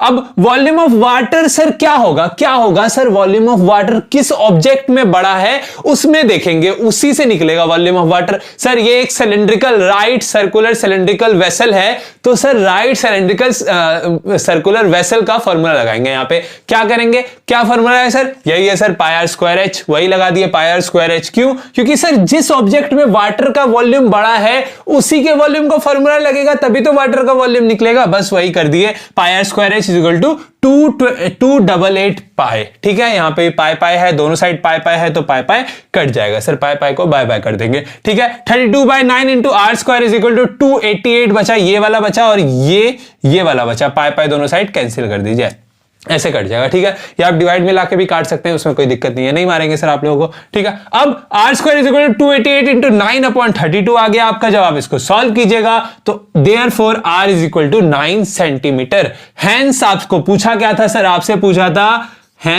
पूछा था सर कि diameter of right circular cylindrical vessel क्या होगा? ठीक है, वो हो जाएगा 9 इंटू 2 यानी कि 18 सेंटीमीटर। ठीक है, ये था हमारा क्वेश्चन नंबर 18। चलिए बढ़ते हैं आगे, देखते हैं हमारा क्वेश्चन नंबर 19 क्या कहता है sir. A man standing on a deck of a ship which is 10 metre above water level observes the angle of elevation of the top of a hill as 60 degree and the angle of depression of the base of a hill is 30 degree. Find the distance of the hill from the ship and the height of the हिल।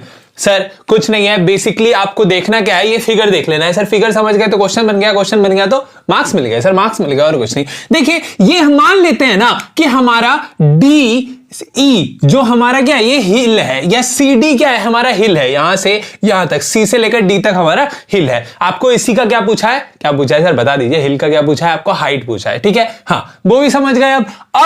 अब sir ये आप मान लिए कि एक हिल है, आपको बोल रहा है कि वाटर से 10 मीटर अबव आपका जो ए है, जो आदमी है वो खड़ा है। ठीक है, हिल वाटर के नीचे तक होता ही है सर, पता ही है हम लोगों को। ठीक है, अब वो अगर हिल के टॉप को देख रहा है ना तो एंगल ऑफ एलिवेशन 60 डिग्री बन रहा है और उसके बॉटम को देख रहा है तो 30 डिग्री बन रहा है। ठीक है, हाँ एंगल ऑफ डिप्रेशन। अब एक चीज यहां आप देखिए कि ये एंगल और ये एंगल इक्वल होगा, क्योंकि देखिए दो पैरेलल लाइंस के बीच का अल्टरनेट एंगल्स है, आर इक्वल्स होंगे। ठीक है, वही लिख दिया हम लोगों ने। तो बस आपको फिगर देख के बना देना है क्वेश्चन को। कैसे? देखिए, let c d be the hill, a b the boy and a e comma x. Sir इसको हम लोगों ने एक्स मान लिया क्योंकि आपको ये भी पूछा है।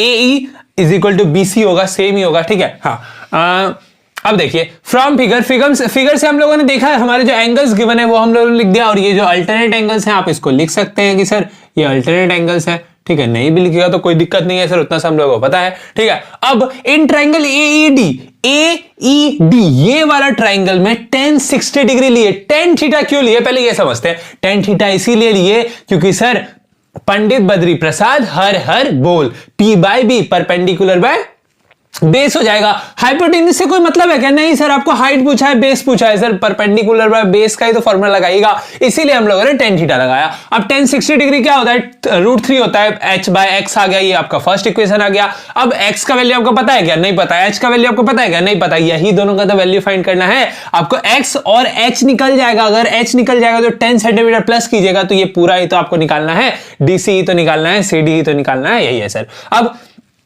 फिर से tan थीटा नीचे वाले में, इस वाले में लगाए, tan थीटा लगाए तो सर अब आपको एक वैल्यू पता है तो x को इधर उधर किए, tan √3x का वैल्यू आ गया। अब x का वैल्यू अगर आप इसमें पुट करते हैं तो h का वैल्यू क्या है? पुटिंग x tan √3 इन इक्वेशन 1 में पुट कर दिए, ठीक है। h √3 इंटू tan √3, √3 इंटू √3 का स्क्वायर, √3 का स्क्वायर होता है 3, तो 10 इंटू 3 हो गया 30, यानी कि DE आपका h इज इक्वल टू कितना आ गया sir? h is equal to 30 आ गया, ठीक है। ये आपका 30 आ चुका है, तो CD यानी कि यहां से यहां तक का डिस्टेंस क्या होगा? 30 प्लस 10 आपका 40 CD आ चुका है। और आप बोलिएगा सर दोनों के बीच का डिस्टेंस कहां पता लगा? सर डिस्टेंस ही तो x यहां पे है कि नहीं? यही तो है sir. AE is equal to comma x is equal to आपका एक बार आ चुका है यहाँ x का वैल्यू, दूसरी बार यहाँ पे आपका CD जो कि हाइट ऑफ हिल आ चुका है, ठीक है। तो ये था हमारा क्वेश्चन नंबर 19। चले बढ़ते हैं आगे। हमारा क्वेश्चन नंबर 20 क्या कहता है? 3 different coins are tossed together, find the probability of getting exactly 2 heads, at least 2 heads, at least 2 tails. Sir बहुत ही ज्यादा बेहद आसान क्वेश्चन है। क्यों? क्योंकि सर प्रोबेबिलिटी है, प्रोबेबिलिटी तो फ्री का हलवा नंबर होता है हमारे लिए, लेकिन कुछ बच्चों को मुश्किल भी लगता है, जैसे मेरे जैसे बच्चों को, हमको 10th में सबसे ज्यादा प्रोबेबिलिटी मुश्किल लगता है। तो देखिए जो मेरे से बच्चे हैं वो अच्छे से देखिएगा। सबसे पहले बोला ना कि 3 कॉइन्स को एक साथ टॉस किया है, मतलब अलग अलग, मतलब एक ही कॉइन को 3 बार नहीं, 3 अलग अलग कॉइन्स को टॉस किया है, ठीक है। तो सबसे पहले अगर कॉइन्स को टॉस किया जाए तो एक बार जो टॉस होगा तो हो सकता है तीनों में एच आ जाए। प्रोबेबिलिटी क्या होगा? टोटल नंबर ऑफ प्रोबेबिलिटी क्या होंगे, या total number of possible outcomes क्या क्या होंगे, वो हम लोग पहले देखते हैं। क्या पता तीनों में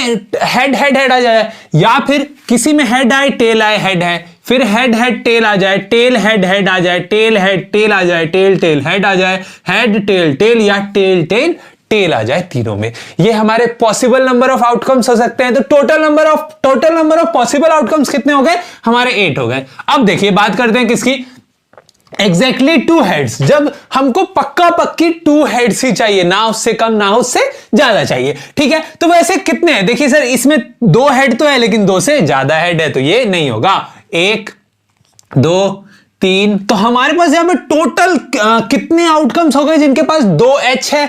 1 2 और 3 हो गए, ठीक है। तो 3 हो गए। फेवरेबल नंबर ऑफ आउटकम्स कितने हो गए सर? विद 2 हेड्स हमारे 3 हो गए। अब प्रोबेबिलिटी ऑफ एग्जैक्टली 2 हेड्स क्या हो जाएगा प्रोबेबिलिटी सर? जो हमारे फेवरेबल आउटकम्स होते हैं उसको नीचे हम लोग टोटल नंबर ऑफ आउटकम्स रख देते हैं, तो 3/8 हो गया हमारा, ठीक है। अब सेकेंड नंबर क्या है? एटलीस्ट 2 हेड्स, कम से कम 2 हेड, ज्यादा से ज्यादा कितना भी 4-5 भी हो सकता है, कोई दिक्कत नहीं है, लेकिन कम से कम 2 होना चाहिए। तो सर देखिए पहले हमारे पास कितने थे?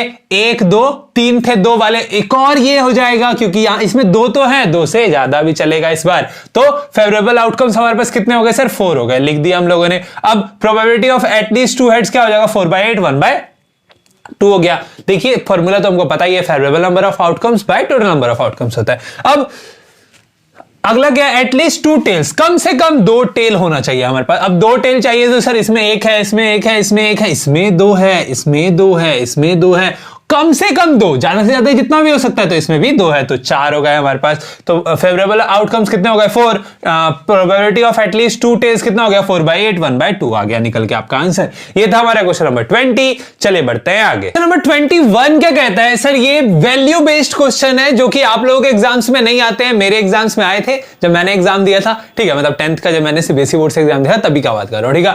तो सर ये वैल्यू बेस्ड क्वेश्चन है, इसमें कुछ नहीं होता है। जो अगर ऊपर का पूरा स्ट्रक्चर देखें ना तो आपके जो नॉर्मल क्वेश्चंस होते हैं वही है, ठीक है, वैसा ही क्वेश्चन है। लेकिन लास्ट में एक लाइन होता है, व्हाट वैल्यू इज जनरेटेड। ये 1 नंबर का क्वेश्चन होता था, बस आपको वैल्यू लिखना होता था कि इस क्वेश्चन को समझ, मतलब बनाने के बाद, ये क्वेश्चन समझने के बाद आपको कैसा लग रहा है, मतलब किस भावना को प्रकट किया गया है इस क्वेश्चन में।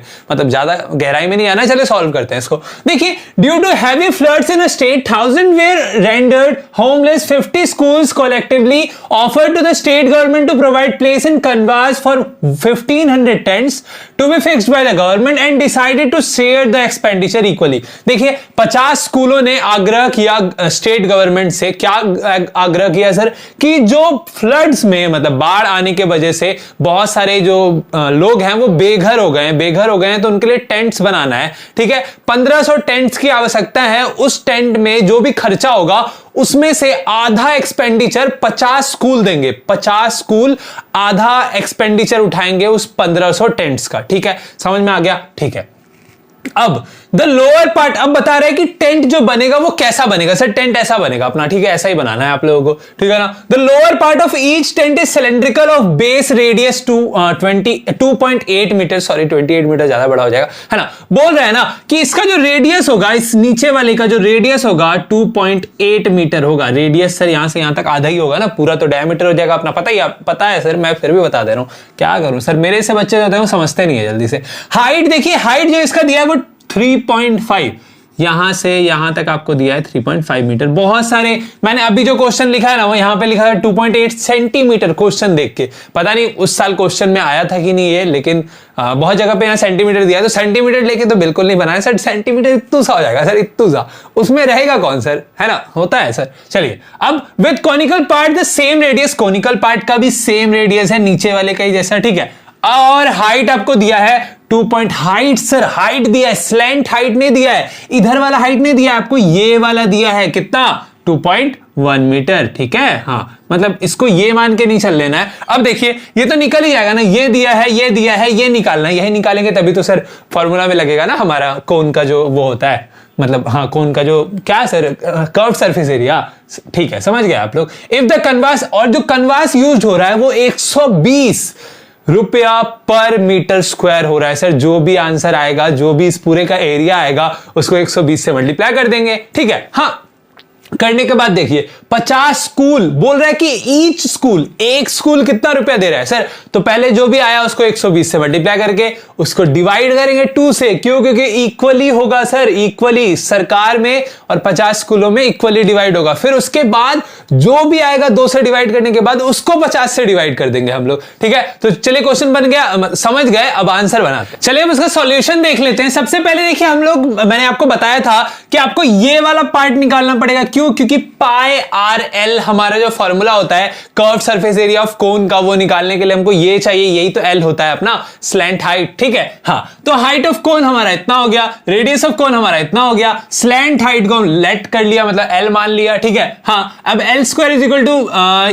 एच का स्क्वायर प्लस आर का स्क्वायर हो जाएगा। क्यों? क्योंकि सर पाइथागोरस थ्योरम लगाएंगे, राइट एंगल ट्रायंगल फॉर्म हो रहा है। ठीक है, तो सर हमारा एल का आ गया 3.5 मीटर। अब canvas used in making one tent, अगर एक टेंट को बनाना है तो हमको कितना कपड़ा चाहिए होगा, कितना प्लास्टिक, जो भी चाहिए होगा, मान लेते हैं कपड़ा ही चाहिए होगा। ठीक है, तो इसका अगर पूरा एरिया निकाल लें ऊपर वाले का और नीचे वाले का पूरा एरिया निकाल लें तो वही तो चाहिए, उतना ही तो कपड़ा चाहिए सर। वही की curve surface area of cylinder, curve surface area of cone. ठीक है, ये सर ये अलग है, ये उधर वाले का पार्ट है। ठीक है, फाइनल आंसर अपना इतना है। ठीक है, हाँ, अब curve surface area of cylinder क्या है, 2 पाई आर एच, तो फॉर्मूला में पुट कर दिए values, pi r l, sir pi r दोनों में था, कॉमन लेके सॉल्व कर दिए, सॉल्व किए तो 92.4 मीटर स्क्वायर आया। एक टेंट को बनाने में आपको 92.4 मीटर स्क्वायर कपड़ा लगता है। ठीक है, तो 1500 टेंट को बनाने में कितना लगेगा सर, 92.4 इंटू 1500 मीटर स्क्वायर कर दिए हम लोग। अब cost of 1500 tents at the rate ₹120 पर मीटर स्क्वायर, सर ये शॉर्ट करके मैंने एट द रेट लिखा है,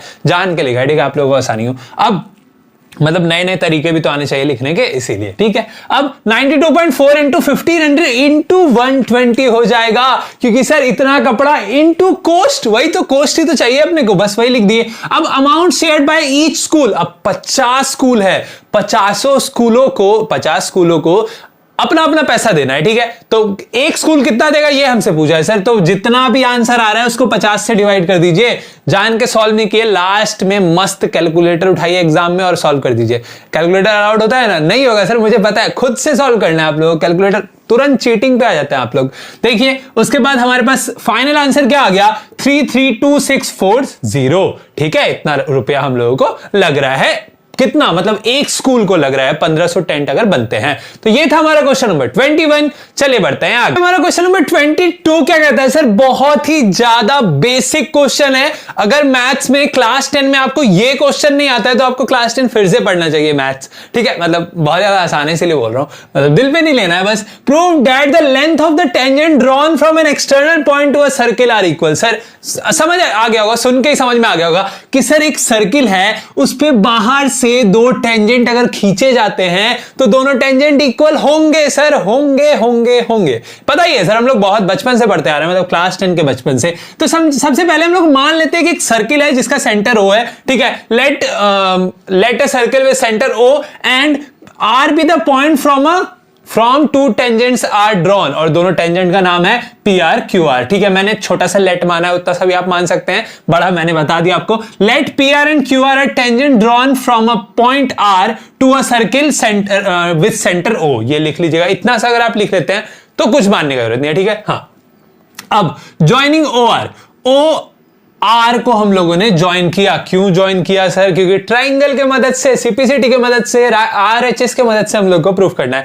पहले इसी में प्रूफ कर देते हैं, उसके बाद आप लिख लीजिएगा। बहुत ही ज्यादा बेसिक क्वेश्चन है, एक तरह से बोल सकते हैं। देखिए ये ट्राइंगल ओपीआर में आपको दिख रहा होगा कि ये ओपीआर में और ओक्यूआर ट्राइंगल में आपको दिख रहा होगा कि ओपी और ओक्यू इक्वल होगा। क्यों इक्वल होगा sir? Radius of a triangle, radius of a same triangle are always equal. इधर खींचिए उधर खींचिए कहीं भी खींचिए सर सेम होगा, सर सेम होगा। आप यहां एक पॉइंट मान लीजिए सर सेम होगा, सर सेम होगा, ठीक है। बोल दिया, बहुत बोल दिए सर। अब एक और चीज क्या सर? ओपी जो होगा, एंगल OPR और एंगल OQR दोनों इक्वल होगा। क्यों? क्योंकि सर रेडियस जो होता है वो टेंजेंट पे परपेंडिकुलर गिरता है। क्या गिरता है? परपेंडिकुलर गिरता है। तो दोनों एंगल्स 90 डिग्री भी है और साथ में इक्वल भी है, ठीक है। अब फिर से इन ट्राइंगल, कौन सा? उसी ट्राइंगल में OPR में, OQR में अगर आप देखें OR जो है वो क्या है? कॉमन आर्म है। तो कॉमन आर्म भी क्या होते हैं? इक्वल ही होता है, इक्वल होते हैं। मानते हैं ना? मान गए बस सर। एक ये आर्म इक्वल हो गया, एक आर्म तो कॉमन, मतलब आर्म मतलब साइड सर, हाथ नहीं, ठीक है। ये साइड भी इक्वल ही हो गया और एक 90 डिग्री भी हो गया। तो हो गया ना सर, क्या हो गया? आरएचएस से कॉन्ग्रुएंट हो गया ट्राइंगल। अब कॉन्ग्रुएंट हो गया ट्राइंगल तो जो बचा हुआ साइड है उसी को देख लीजिए ना। बचा हुआ साइड कौन सा है आपका?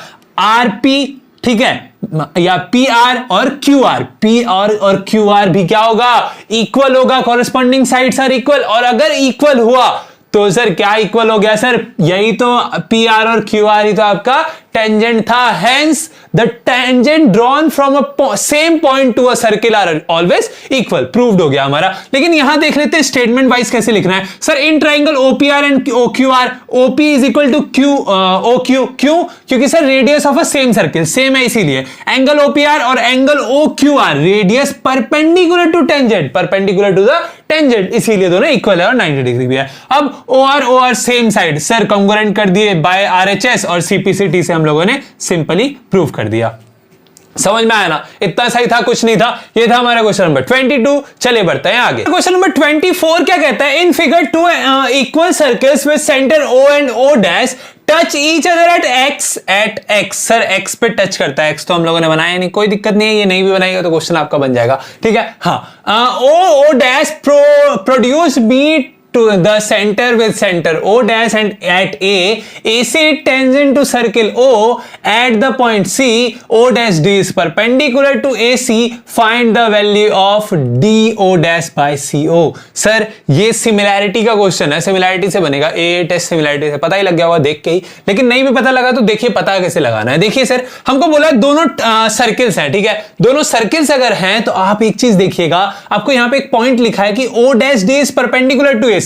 O dash D is perpendicular to AC। तो इससे आपको क्या पता लगता है कि सर ये वाला एंगल कितना है? 90 डिग्री है ना, है ना। और साथ में AC ये जो है ये टेंजेंट है इस पे और ये रेडियस है, तो ये भी क्या होगा? परपेंडिकुलर होगा। तो दोनों एंगल सेम हो गए ना, 90 90 परपेंडिकुलर परपेंडिकुलर 90 डिग्री 90 डिग्री, तो दोनों क्या हो गए? इक्वल एंगल्स हो गए। अब जब भी दो एंगल्स इक्वल होते हैं मतलब दो एंगल्स कहां इक्वल हुए दोनों ट्राइंगल में, in triangle A D O dash और इन ट्राइंगल ए सी ओ में अगर आप देखें, क्या ये वाला एंगल तो दोनों में कॉमन है ना, दोनों में कॉमन है, ये 90 डिग्री ये भी 90 डिग्री। सर दो एंगल्स इक्वल हुए ना, सिमिलर हुआ ना, हो गया सर सिमिलर। अब सिमिलर जब भी होता है तो उसके सामने वाला जो एंगल होता है, जैसे ये कॉमन आर्म है, ठीक है, ये कॉमन आर्म नहीं, कॉमन एंगल है, सॉरी, कॉमन एंगल के सामने वाला क्या है, ओ डैश डी, तो ओ डैश डी, ठीक है, या डी ओ डैश भी लिख सकते हैं, डी ओ डैश ही लिखते हैं क्योंकि क्वेश्चन में हमको वैसा दिया है, ठीक है,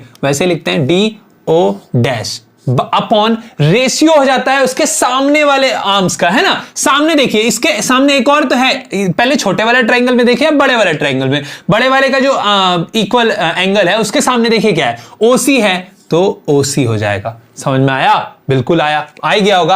अब देखिए ये वाला भी तो इक्वल है, ये वाला भी तो इक्वल है, 90 डिग्री 90 डिग्री, तो इसके सामने क्या है, इसके सामने आपका है, क्या हो जाएगा, ओ डैश ए, ओ डैश ए है ना। अब इसके सामने क्या है, ओ ए है, वो हो जाएगा नीचे, ये दोनों इक्वल होगा, ठीक है। इसी से हम लोग बना देंगे अपना क्वेश्चन। देखिए सबसे पहले हम लोगों ने क्या किया, ओ ये आपका फिगर बना हुआ है ऑलरेडी एग्जाम में है, तो फिगर जब भी बना होता है ना तो गिवन वगैरह ज्यादा लिखना नहीं होता है हम लोगों को, बहुत आसान हो जाता है क्वेश्चन। ओ डैश ए ओ डैश हमारा जो होगा वो किसके किसके इक्वल होगा, सर ओ डैश एक्स के इक्वल होगा, एक्स ओ के इक्वल होगा, ओ सी के इक्वल होगा। क्यों, क्योंकि सर दोनों सर्किल्स क्या है, इक्वल है एक दूसरे के। अब दोनों सर्किल इक्वल हैं तो दोनों के रेडियस भी तो इक्वल होंगे, तो रेडियस होते हैं O C sir, O X sir, O dash X, ये सारे क्या है, ओ डैश ए या ए ओ डैश, सारे तो रेडियस ही है हमारे, तो वही हम लोगों ने रेडियस ले लिया, ठीक है। सो ए ओ, अब ए ओ क्या हो जाएगा, ए से लेकर ओ तक, ए से लेकर ओ तक ये वाला जो पूरा आर्म होगा इसमें कितने रेडियस आए, 1 2 3 रेडियस आए, तो 1 2 3 रेडियस आए, तो एक ही रेडियस को लिख के उसी को 3 से मल्टीप्लाई कर देंगे तो आ जाएगा ना। तो O A is equal to 3 into O dash A आ गया आपका, ठीक है, 3 इंटू ओ डैश ए, हाँ ठीक है, 3 इंटू ओ डैश ए आ गया, ठीक है। हाँ, in triangle O dash O dash D and A O C, sir बोलने में थोड़ा इसलिए हो रहा है क्योंकि डैश लगा हुआ है ना, ओ और ओ डैश में थोड़ा कंफ्यूजन हो जा रहा है, ठीक है। ये दोनों इक्वल होंगे क्योंकि कॉमन एंगल है, अभी मैंने बताया, ठीक है। अब ये दोनों एंगल भी इक्वल होंगे, क्यों, क्योंकि दोनों 90 डिग्री, एक तो परपेंडिकुलर है दूसरा परपेंडिकुलर होता ही है, हम लोगों को थ्योरम पता है, ठीक है। बस अब दो एंगल्स इक्वल है तो सर सिमिलर हो गया बाय ए टेस्ट सिमिलैरिटी, ठीक है। अब सिमिलर हो गया तो सर उसके जो एंगल्स के जो ऑपोजिट क्या होंगे, ऑपोजिट साइड्स होंगे, उनका जो रेशियो होगा वो दोनों क्या होगा, इक्वल होगा, ये दोनों इक्वल हुआ। अब ओ डैश ए लिखिए, ओ ए सर ओ ए आप लोगों ने निकाल के रखा था 3 इंटू ओ डैश ए, वो पुट किए, ओ डैश ए कट गया, 1/3 आपका आ गया, किसका वैल्यू आ गया सर, यही तो निकालने बोला था, डी ओ डैश बाय सी ओ, ठीक है। तो ये था हमारा क्वेश्चन नंबर 24। चलिए बढ़ते हैं आगे, चलिए देखते हैं हमारा क्वेश्चन नंबर 25 क्या कहता है। सॉल्व फॉर एक्स, सर आपको एक इक्वेशन दिया है सिंपल सा, कुछ कंडीशंस दिए हैं, उसके बेसिस पे आपको इसको सॉल्व करना है और एक्स का वैल्यू फाइंड करना है। सर क्वाड्रेटिक इक्वेशन का क्वेश्चन है, बहुत ज्यादा बेसिक सरल आसान तरीके से इसको बनाएंगे। देखिए सबसे पहले क्वेश्चन क्या है, 1 upon x plus 1 plus 2 upon x plus 2 is equal to 4 upon x plus 4, ठीक है। ये सारे मिटा देता मैंने, मतलब सॉल्व कर रहा था ना तब भी मैंने लिखा था ये सॉल्व करने के लिए,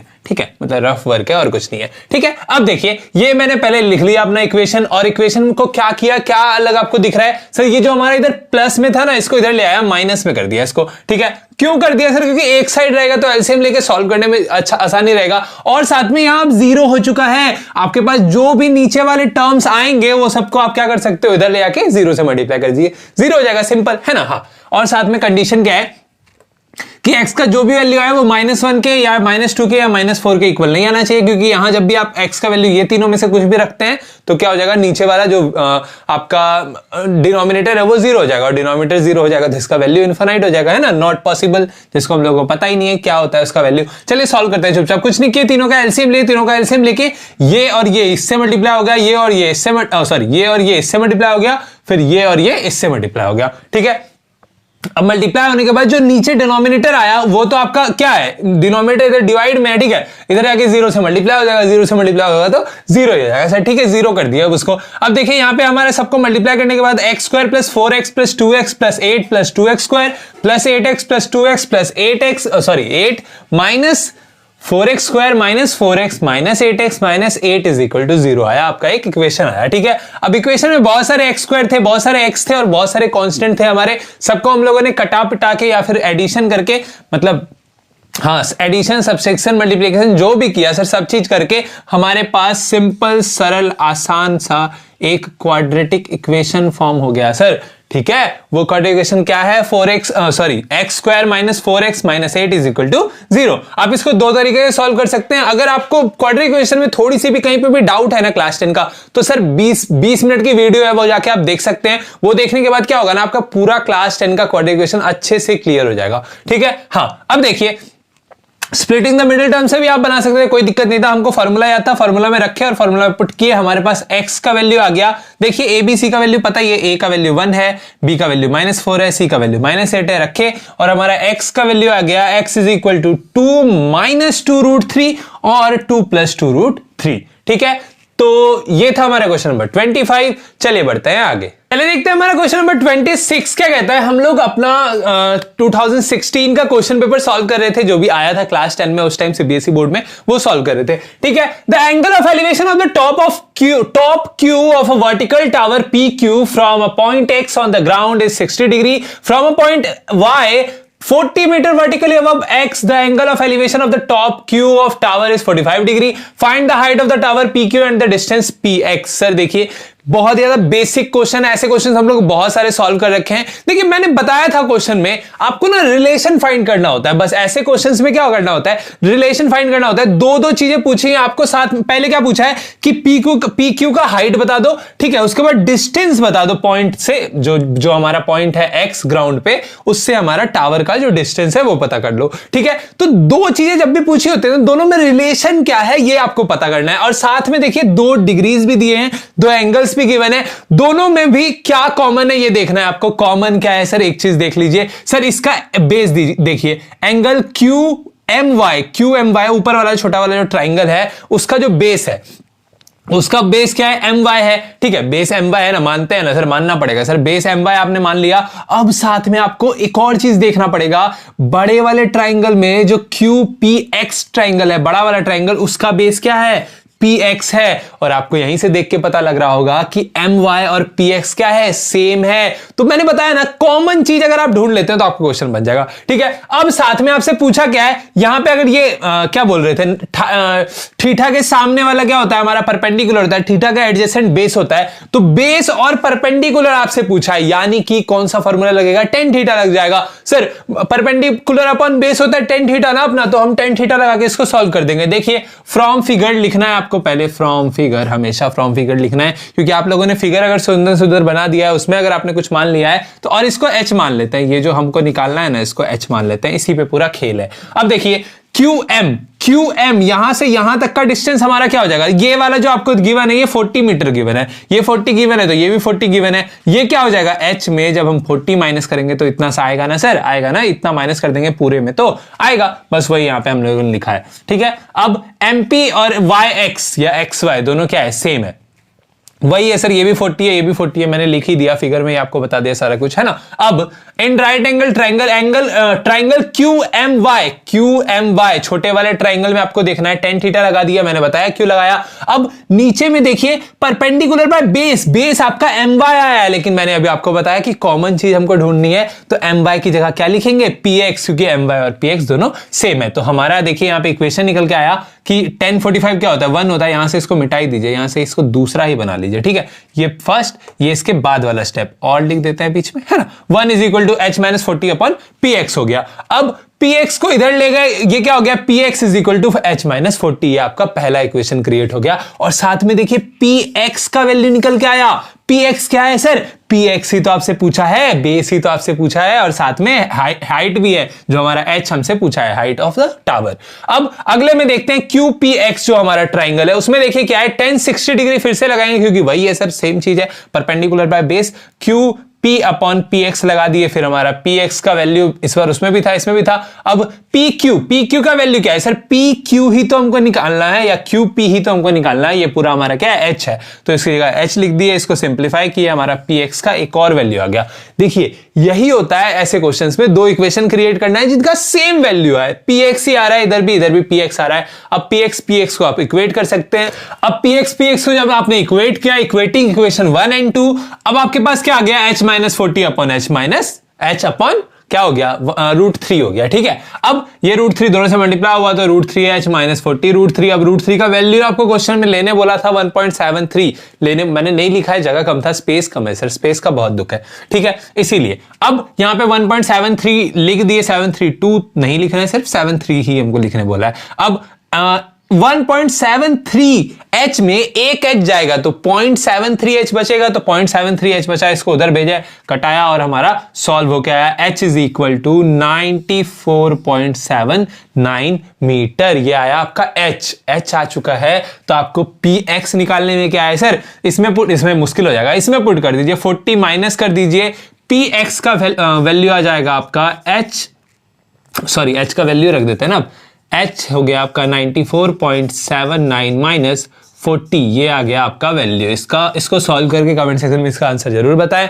ऐसी ही वीडियोस के लिए, अच्छा सॉरी, ये था हमारा क्वेश्चन नंबर 26। चलिए बढ़ते हैं आगे, चलिए देखते हैं हमारा क्वेश्चन नंबर 27 क्या कहता है। The houses in a row numbered consecutively from 1 to 49 so that there exists a value of x such that sum of numbers of houses preceding the house number x is equal to the sum of the numbers of houses following it। मतलब x है sir, x ही उसी के लिए 8 use किया मैंने। देखिए बोल क्या रहा है ना कि सर बेसिकली 1 से लेकर 39 तक 49 तक 1 2 3 4 करके एक रो में क्या है, हमारे हाउसेस है, घर है, ठीक है। अब बोल रहा है उसमें एक बीच में एक घर है, उस घर का नाम है x, वैल्यू है x उस घर की, ठीक है। अब उसके घर के पीछे जितने भी घर हैं और उस घर के आगे जितने भी घर हैं, उन सबके जब नंबर्स को हम लोग प्लस करते हैं तो क्या आता है सर, तो उनका जो सम आएगा वो इक्वल आएगा। समझ में आ रहा है क्या बोल रहे हैं सर, बोल रहा है ना कि 1 2 3 डॉट डॉट डॉट डॉट ये 49 तक गया है, ठीक है। यहां पे मान लीजिए कोई भी नंबर है, मान लेते हैं 30, मतलब मान रहे हैं, ऐसे होगा नहीं, ठीक है,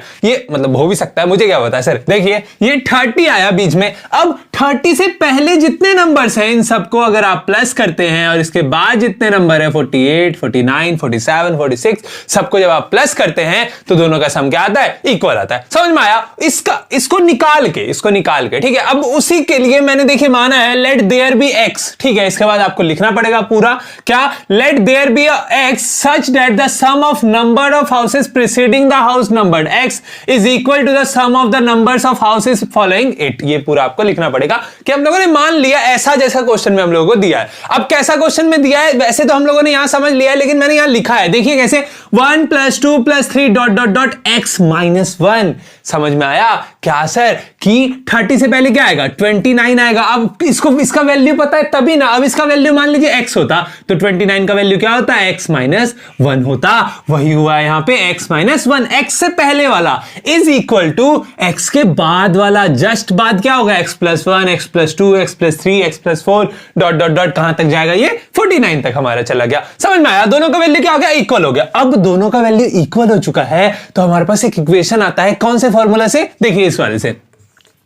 Sn इज इक्वल टू क्या होता था, n/2 2a into n - 1 into d, यही होता था हमारा फॉर्मूला, है ना। इस वाले फॉर्मूला में हमको क्या पता लगता था, अच्छा ये वाला ब्रैकेट नहीं होगा, सॉरी, है ना। इस फॉर्मूला से हमको क्या पता लगता था सर, कि जो भी हमारे n तक नंबर्स हैं उनका जो सम होगा वो इस फॉर्मूला में वैल्यू पुट करके निकलेगा। समझ में आया। यहां पे देखिए ए का वैल्यू क्या है सर, ए का वैल्यू 1 है आपका, ठीक है सर, कोई दिक्कत नहीं है। डी का वैल्यू क्या है सर, डी क्या होता था, दो नंबर्स के बीच का कॉमन डिफरेंस, दोनों के बीच का कॉमन डिफरेंस क्या है, 2 - 1 ही होगा, है ना। और एन आपका कितना है, एन जो लास्ट टर्म है वही सर। तो तीन इक्वेशंस यहां पे, मतलब एक इक्वेशन क्रिएट किए 3 टर्म्स की मदद से। कौन कौन टर्म्स की मदद से, देखिए ये वाला जो है, ये वाला हमारा 1 2 x - 1, x से जस्ट पहले वाले नंबर्स को हम लोग क्या लिख सकते हैं, टोटल नंबर्स जितने भी है 1 to 49 नंबर्स, उसमें अगर हम x तक का वैल्यू माइनस कर दें तो हमारे पास क्या आ जाएगा, x - 1 तक का ही तो आएगा, x के जस्ट पहले तक का ही तो बचेगा कि नहीं बचेगा सर। बस क्यों बचेगा? क्योंकि ये वाला जो है x के बाद वाले टर्म्स के इक्वल है, ठीक है। हाँ, बस अब देखिए इसको हम क्या लिख सकते हैं, ये पूरा क्या है 1 से लेकर n तक गया है, ये n तक गया है, तो इस फॉर्मूला में वैल्यू पुट कर दीजिए। n का वैल्यू यहां क्या है, x - 1 है, तो x - 1/2 क्योंकि n/2 था। 2 इंटू a, 2 इंटू, देखिए इसको मैंने सॉल्व करके डायरेक्ट यहां पे लिखा है 2 इंटू a, तो क्या हो जाएगा 2 1 जा 2 प्लस यहां पे क्या है x - 1 है, मतलब n - 1 है, n हमारा ऑलरेडी क्या है x - 1 है, इसमें -1 है, ठीक है, ऐसे आया। और d अपना 1 है, तो d 1 है, तो उसको छोड़ ही दीजिए। अब ये 1 इससे माइनस हो जाएगा, है ना, मतलब ये 1 कट के ये 1 बचेगा यहां पे। तो हमारे पास, इसीलिए मैंने यहां लिखा है 1 + x - 1। सिमिलरली मैंने यहां पे भी वही किया है, फिर यहां पे भी वही किया है, वैल्यू पुट किया बस इस फॉर्मूला में, ठीक है। उसके बाद इसको सॉल्व किया हम लोगों ने, और सॉल्व करने के बाद हमारे पास एक क्वाड्रेटिक इक्वेशन फॉर्म हुआ है क्या? नहीं सर, क्वाड्रेटिक इक्वेशन फॉर्म नहीं हुआ था हमारे पास। देखिए मतलब एक ही साथ बना लेते हैं तो भूल जाते हैं। देखिए x² - x + x + x² आया, 2x² आ गए, ये प्लस माइनस में कट ही गया, x², 2x² यहां गया तो 50 से 25 हो गया वो, ठीक है। अब ये स्क्वायर में इधर आके रूट में, तो 49 का रूट होता है 7, 25 का रूट होता है 5, 7 5 जा 35, x का वैल्यू आपका 35 आ गया। आपको शो करना था कि नंबर x एग्जिस्ट करता है, number house number x exist करता है। तो कैसे पता लग गया कि एग्जिस्ट करता है सर? क्योंकि ये जो नंबर है ये हमारा फ्रैक्शन में नहीं आया, ये हमारे कॉन्जिक्यूटिव 1 to 49 के सीरीज में आ गया, ठीक है। तो ये था हमारा क्वेश्चन नंबर 27। चलिए बढ़ते हैं आगे। हमारा क्वेश्चन नंबर 28 क्या कहता है? In the given figure the vertices of A B C, triangle ABCR, A का वैल्यू, ए का वर्टिसेस दिया है, बी का और सी का आपको वर्टिसेस दिया है। सर ये जो है ये बी है हमारा, ठीक है, 13 नहीं है, एंड सी जो है वो 7,2 है। A line segment D is drawn to intersect the sides AB and AC at D and E respectively such that AD upon AB is equal to AE upon AC is equal to 1/3. Calculate the area of triangle ADE and compare it with the area of, देखिए sir basically आपको बोला क्या है ना, इस बड़े वाले triangle का एरिया निकाल लीजिए, इस छोटे वाले ट्राइंगल का एरिया निकाल लीजिए, दोनों को कंपेयर कर दीजिए, दोनों को ऊपर नीचे रख दीजिए, मतलब छोटे वाले को ऊपर और इसको नीचे रख दीजिए, वही बोला है ना। हाँ देखिए क्या बोला है कि सच डैट इतना calculate the area of AD, हाँ ADE को निकाल के उसको ABC के एरिया से, ट्राइंगल ABC के एरिया से कंपेयर करना है, यानी कि हमारा ADE ऊपर रहेगा, ABC नीचे रहेगा, दोनों का एरिया, ठीक है। हाँ अब देखिए सबसे पहले आपको क्या निकालना पड़ेगा, इसके एरिया, ये तो बड़ा वाला एरिया, बड़े वाले का एरिया निकालना मुश्किल है क्या? है क्या? नहीं सर, हमको पता है जब आपको कोऑर्डिनेट्स दिए रहते हैं तीनों पॉइंट्स के, तो हमारा एरिया ऑफ ट्राइंगल का फॉर्मूला क्या हो जाता है, ये वाला, half into x1 into y2 minus y3 plus y2 into y3 minus y1 plus x3 into y1 minus y3 y2, मतलब देख के नहीं पढ़ पाइएगा, ऐसे अगर आप पढ़िएगा ना सीरियली तो बहुत आसानी से पढ़ दीजिएगा, ठीक है। हाँ अब देखिए, तो सबसे पहले हमको क्या निकालना पड़ेगा, D और E का कोऑर्डिनेट निकालना पड़ेगा, x1 y1 x2 y2 ऐसे करके, ठीक है। तो उसका कोऑर्डिनेट निकालने के लिए पहले क्या करना पड़ेगा, M और N का वैल्यू निकालना पड़ेगा। M और N का वैल्यू कहां से आएगा सर? इस गिवन कंडीशन से आएगा। इस गिवन कंडीशन को हम लोगों ने यहां लिखा। अब आप देखिए क्या कि ये 1/3 था, 1/3 अगर हम इधर वाले को भी रेसिप्रोकल करें, इधर वाले का भी रेसिप्रोकल करें, तो AB/AD is equal to AC/A is equal to 3। Sir ऐसा क्यों किए? क्योंकि सर अगर आप AD और AE को देखें तो यही तो हमको चाहिए, इसी का तो रेशियो हमको चाहिए कि नहीं, तो वो तो लाना पड़ेगा ना नीचे। हाँ तो वो हम लोगों ने नीचे ले आया। अब देखिए अब हमारे पास क्या आ गया, अब हमारे पास यहां पे है कि AB और AC, AB को क्या लिख सकते हैं, A को A से B तक को क्या लिख सकते हैं, AD प्लस DB, वही लिखे AD प्लस DB। अब AC को क्या लिख सकते हैं, A से C को, A से E तक, E से C तक, वही AE प्लस AC लिख दिए। अब ये जो नीचे वाला है वो दोनों से डिवाइड होगा तो AE कट जाएगा, AD कट जाएगा, तो 1 प्लस इतना 1 प्लस इतना। अब 1 इधर माइनस प्लस में इधर आके माइनस में, तो 3 - 1 2 हो जाएगा अपना। अब 2 हो चुका है, लेकिन हमारा यहां पे देखिए ये जो है AD ऊपर वाला आर्म है, ऊपर वाला आर्म तो इसको तो ऊपर होना चाहिए ना, तो फिर इसको रेसिप्रोकल कर देंगे और इसका जो आर्म है वो ऊपर चला जाएगा। अब आर्म हमारा ऊपर हो चुका है, जो आर्म मतलब साइड सर, आर्म मतलब आर्म नहीं, मैंगो नहीं और ना ही हाथ, ठीक है, साइड की बात कर रहे हैं। अब AD/B DB is equal to AE/EC is equal to half, यानी कि M/N का वैल्यू 1/2 आ चुका है हमारा, ठीक है। So the coordinates of D and E are क्या हो जाएगा, वही वाला फॉर्मूला रख देंगे हमारा, M इंटू x2 कॉमा क्या होता है हमारा n into x1 by m plus n। उसमें हम लोगों ने वैल्यू रखा, x और y का वैल्यू निकाला यहां पे। इससे हमारा रेशियो क्या आ गया, ओ सॉरी कोऑर्डिनेट क्या हो गया, x1 कॉमा y1 क्या आ गया 3 कॉमा 17/3 आ गया। सेम हम लोगों ने e के कोऑर्डिनेट्स में भी वैसे ही किया, इसका आ गया 5 कॉमा 14/3। अब ये आ चुका है। कोऑर्डिनेट्स से तो हमको मतलब नहीं था, क्यों निकाल लिए, क्योंकि सर कोऑर्डिनेट्स के बिना हमारा इस छोटे वाले ट्रायंगल का एरिया नहीं निकलेगा। अब एरिया का फॉर्मूला सर मैंने अभी आपको बताया, इसको लिखने का तरीका मैंने बहुत बार बताया, फिर से एक बार बता दे रहा हूं। देखिए सर ये जो होता है ना, ये 1 2 3 के उसमें चलता है, सीरीज में चलता है। तो 1 यहां x1 है, फिर x2 है, x3 पहले आपको लिख देना है। अब 1 के बाद क्या आएगा, 2 आएगा, अंदर y होगा माइनस में होगा, तो y2 y3, फिर 2 के बाद क्या आएगा 3 आएगा सर, तो y3, 3 के बाद 4 तो आएगा नहीं क्योंकि 3 तक ही हमारे कोऑर्डिनेट्स, तो y1 आ जाएगा। वैसे इसमें भी x3 था तो y1 फिर y2, फिर आगे और होता तो फिर बढ़ता है ना, मतलब समझ रहे हैं आप लोग। अब इसकी वैल्यूज हम लोगों ने रखी, वैल्यू रखने के बाद हमारे पास आया 5/6 स्क्वायर यूनिट्स। ये क्या किस में आते हैं सर, स्क्वायर यूनिट्स में इसकी वैल्यू आती है। सिमिलरली एबीसी, ये छोटे वाले ट्रायंगल का था, एबीसी का तो आपको पहले से कोऑर्डिनेट गिवन है सर, 4,6 1,5 एंड 7,2, ये एबीसी का रिस्पेक्टिवली है। तो हम लोगों ने फिर से रखा और इसका वैल्यू हमारे पास क्या आ गया, इसका वैल्यू आ गया हमारे पास, अच्छा यहां पे तो मैंने शायद गलती कर दी है कुछ, यहां पे हमारा वैल्यू आएगा 15/2 है ना, तो इसका वैल्यू आ गया हमारा 15/2 स्क्वायर यूनिट्स। अब हम लोगों को रखना था क्या, कंपेयर करना था एरिया ऑफ ट्रायंगल एडीई को एरिया ऑफ ट्रायंगल ABC से, तो उसको नीचे रखा हम लोगों ने कटा के, हमारे पास 1/9 आ चुका है हमारा जो वैल्यू आया। ठीक है, अब देखिए ये था हमारा क्वेश्चन नंबर 28। चले बढ़ते हैं आगे। क्वेश्चन नंबर 29 क्या कहता है, a number x is selected at random from the number 1 2 3 and 4, another number y is selected at random from number 1 4, 9 and 16, find the probability that product of x and y is less than 16। Sir बहुत ही ज्यादा basic सरल आसान शब्दों में अगर आपको बोले, क्या बोल रहा है कि दो डब्बा है मान लीजिए, जिसमें एक में है 1 2 3 4, दूसरे में नंबर्स है 1 4 9 16। एक इससे निकालते हैं x, दूसरे से निकालते हैं y, दोनों को कर देते हैं मल्टीप्लाई। दोनों को जब मल्टीप्लाई करते हैं तो उनको मल्टीप्लाई करने के बाद अगर हमारा नंबर 16 से कम आ रहा है मल्टीप्लाई करने के बाद, तो उसका प्रोबेबिलिटी बता दीजिए, बस यही है sir.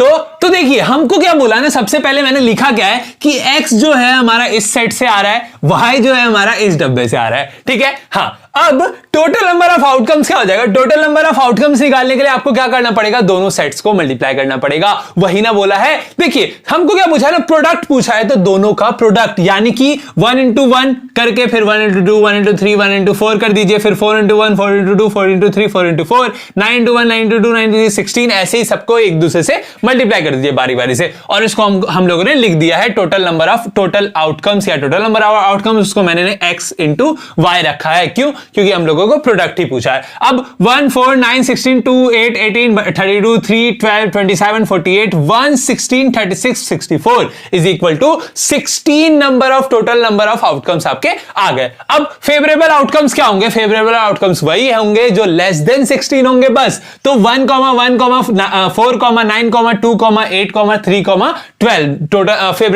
Total number of favourable outcomes आपके कितने आ गए, 8 आ गए। तो अब probability of less than 16, numbers less than 16 क्या हो जाएगा सर, क्या होता है favourable number of outcomes upon total number of outcomes. तो favourable outcomes upon total number of outcomes किए, 8/16 कटा के हमारा 1/2 क्या आ गया, probability of the numbers that products are less than 16। ठीक है, ये था हमारा क्वेश्चन नंबर 29। चलिए बढ़ते हैं आगे। नंबर 30 क्या कहता है, in the given figure is shown a sector OAP of a circle with centre O containing angle theta, AB is perpendicular to the radius OQ and meets OP produced at B, prove that the perimeter of shaded region is इतना। Sir आपको shaded region का perimeter निकालना है। Perimeter sir area नहीं, perimeter. Perimeter का formula क्या होता है, सम ऑफ ऑल साइड्स है ना, sum of all side triangle का क्या होता है, sum of 3 sides sum of 4 sides, ऐसे ही हम लोग करते थे ना, चारों साइड्स को तीनों साइड्स को जोड़ देते थे और हमारा क्या निकल जाता, पेरीमीटर निकल जाता था, है ना। तो देखिए अब बोल रहे शेडेड रीजन का पेरीमीटर, शेडेड रीजन का पेरीमीटर कैसे निकलेगा, आप देखिए इसके कितने साइड्स है सर, 1 2 3 साइड है और तीसरा साइड क्या है हमारा, अर्क है, वो कोई साइड मतलब कोई लाइन नहीं है, है ना। हाँ तो अगर हम लोग बीपी का लेंथ ले लें, ए बी का लेंथ ले लें और एपी का लेंथ ले लें, मतलब लेंथ क्या, आर्क का लेंथ, तो क्या निकल जाएगा हमारे पास? हमारे पास आ जाएगा अपना शेडेड रीजन का पेरीमीटर, तीनों को प्लस करने के बाद। तो वही लिखा मैंने, perimeter of shaded region is equal to A B plus B B plus arc length AP, है ना। तो सबसे पहले हम लोगों ने क्या किया, आर्क लेंथ निकाला। आर्क लेंथ निकालने का हमारे पास फॉर्मूला होता है theta by 360 into 2 pi R, वही कि theta by 360 into 2 pi R, है ना। उसको सॉल्व किया और हम लोगों को थीटा का वैल्यू पता है क्या? नहीं पता है सर, थीटा का वैल्यू थीटा ही दिया है यहाँ पे, तो थीटा मान के हमको चलना है। वैसे भी हम लोग को प्रूफ क्या करना है, यहाँ पे देखिए थीटा है और पाई भी है और 180 भी है, तो हम लोगों ने 2 को 3 से कटाया और हमारे पास पाई थीटा आर बाय 180 डिग्री आ गया, ठीक है। अब देखिए दूसरा चीज हमको क्या शो करना है, हमको टेन थीटा चाहिए, हमको सेक थीटा चाहिए, वहां जो है ना बस वही हमको चाहिए, वही हम लोग रखते जाएंगे। अब एक ही तो ट्राइंगल है सर हमारा, एक ही तो ट्राइंगल है, उसी से तो सब कुछ निकलेगा।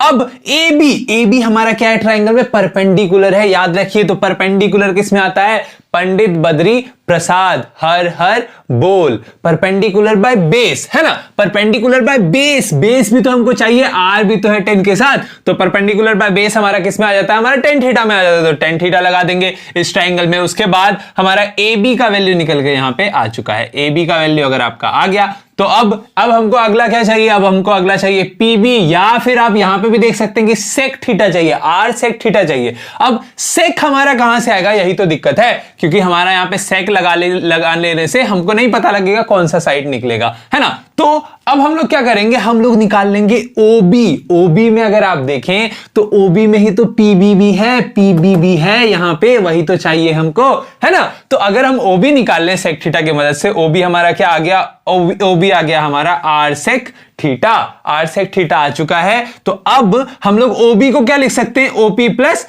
PB, OP plus PB. अब ओपी हमारा क्या है, ये हमारा क्या है, ये सर सेंटर से जाके इसके सर्कल के सरकमफ्रेंस पे जा रहा है लाइन, तो ये क्या हो जाएगा, रेडियस हो जाएगा। तो हम ओपी को क्या लिख सकते हैं, आर लिख सकते हैं। ओबी हमारा क्या निकला है, आर सेक थीटा, तो आर सेक थीटा, पीबी ही तो चाहिए, तो पीबी को पीबी रहने दिया। अब इसको हम लोगों ने सॉल्व किया, हमारे पास R sec theta, PB is equal to R sec theta निकल के आ गया। अब substituting the value of arc length AP, AB and PB in equation 1, इसको इक्वेशन 1 मान लीजिए, सबको आप इक्वेशन 2 3 भी मान सकते हैं। Substituting the value of equation 2 3 and 4 in equation 1, इसमें वैल्यू पुट कर देंगे। अब AB की जगह पे r tan थीटा आया था तो r tan थीटा लिख दिए, PB की जगह पे r sec थीटा आया था, r sec थीटा लिख दिए। अच्छा r sec theta minus r आया था, सॉरी, है ना, यहाँ पे लिखा नहीं लिखेंगे, होगा सर, देखिए क्योंकि यहाँ पे हमारे पास ये तो है, ये साथ में आप प्लस में रखे, माइनस में तो माइनस r हो जाएगा यहाँ पे, ठीक है। हाँ, अब प्लस यहां पे हमारे पास क्या आया था, पाई थीटा आर बाय 180 डिग्री, तो पाई थीटा आर बाय 180 डिग्री आ गया। अब यहां भी आर, यहां भी आर, यहां भी आर, यहां भी आर, चारों से हम लोगों ने आर को कॉमन ले लिया और जिस वे में यहां पे हमको पूछा था उसी वे में अरेंज कर दिया। Hence, the perimeter of shaded region is equal to r tan theta plus sec theta plus pi theta by 180 degree minus 1। ये था हमारा क्वेश्चन नंबर 30। चलिए बढ़ते हैं आगे। चलिए आगे हम लोग अपने क्वेश्चन नंबर 31 पे, ये हमारा लास्ट क्वेश्चन है, लास्ट नहीं, इसके बाद हम लोग और भी प्रीवियस ईयर क्वेश्चंस करने वाले हैं, बने रहिएगा तो हमारे साथ। चलिए देखते हैं हमारा एक क्वेश्चन नंबर 31 कहता क्या है। A motorboat whose speed is 24 km per hour is in still water takes 1 hour more to go 32 km upstream that to return downstream to the same spot। Sir बोल रहा है ना कि एक अपस्ट्रीम है, मान लेते हैं ऐसे करके, ठीक है, बोट जब इस पे जा रही है, इस पे जाने में जितना उसको समय लग रहा है उससे 1 घंटा कम समय ऊपर से नीचे आने में उसको लग रहा है। बिल्कुल लगेगा सर, बिल्कुल लगेगा, है ना। हाँ, find the speed of the stream, उस स्ट्रीम का स्पीड आपको पता करना है। जरूरी नहीं है ऐसे हो सकता है स्ट्रीम इस साइड जा रही हो और बोट इस साइड जा रहा हो, है ना, तो भी 1 घंटा ज्यादा उसको लगेगा जाने में, इधर से वापस आने में, है ना। चलिए तो देखिए, हम लोगों ने सबसे पहले मान लिया let the speed of B stream का स्पीड जो है वो x, मतलब वाटर जो बह रहा है उसका स्पीड आपको पता करना है, उसका स्पीड हम लोगों ने x मान लिया, मान लेते हैं, ठीक है। स्पीड ऑफ बोट आपको कितना गिवन है, 24 किलोमीटर पर आवर। अब अपस्ट्रीम जब ऊपर जा रहा है तो क्या होता है, ये हमेशा याद रखिएगा, जो भी स्ट्रीम का वैल्यू होता है, स्ट्रीम का स्पीड का वैल्यू होता है, वो अपने बोट के स्पीड में क्या हो जाएगा, माइनस हो जाएगा जब वो अप स्ट्रीम जा रहा है। बिल्कुल होगा, है ना। जब ऊपर की तरफ जा रहा है, मतलब बहाव के उल्टे साइड वो जा रहा है, तो माइनस तो होगा, स्पीड भी कम होगा अपने बोट का, है ना, धीरे चलेगा थोड़ा सा डाउन स्ट्रीम के मुकाबले। अब स्पीड ऑफ डाउन स्ट्रीम, अब स्पीड ऑफ डाउन स्ट्रीम क्या होगा, 24 प्लस एक्स हो जाएगा। मतलब अगर मान लीजिए 10 किलोमीटर प्रति घंटा के रफ्तार से अगर आपका वाटर बह रहा है, और उसमें अगर आप भी तैर रहे हैं 2-3 किलोमीटर प्रति घंटा के रफ्तार से, तो आपका क्या हो जाएगा, 13 किलोमीटर प्रति घंटा के रफ्तार से आप तैरने लगिएगा, वही हो जाएगा सर, प्लस हो जाएगा दोनों का स्पीड, बस वही हो गया। अब अकॉर्डिंग टू क्वेश्चन क्या बोलता है सर, अब देखिए क्वेश्चन बोल रहा है ना कि जब सर वो 32 किलोमीटर ट्रेवल कर रहा है अप स्ट्रीम में, और जब वो 32 किलोमीटर ट्रेवल कर रहा है डाउन स्ट्रीम जाने में, तो दोनों के बीच का डिफरेंस आपको कितना दे दिया है, 1 दे दिया है। ठीक है, और ये कहां से आया सर, ये आपका डिस्टेंस है, ये स्पीड है, distance upon speed is equal to क्या होता है, टाइम ही तो होता है ना। ऐसे भी आप दिमाग लगा सकते हैं, उसमें कुछ नहीं है, बस ये आपको दिया हुआ है क्वेश्चन में कि दोनों के बीच का डिफरेंस क्या है, 1 घंटा है, बस उसी को रखा हम लोगों ने। अब ये यहां पे भी 32, यहां पे भी 32 को कॉमन ले लिया, दोनों का एलसीएम लेके सॉल्व किया, और एलसीएम लेके सॉल्व करने के बाद, मल्टीप्लाई करने के बाद, माइनस करने के बाद, प्लस करने के बाद हमारा सिंपल सरल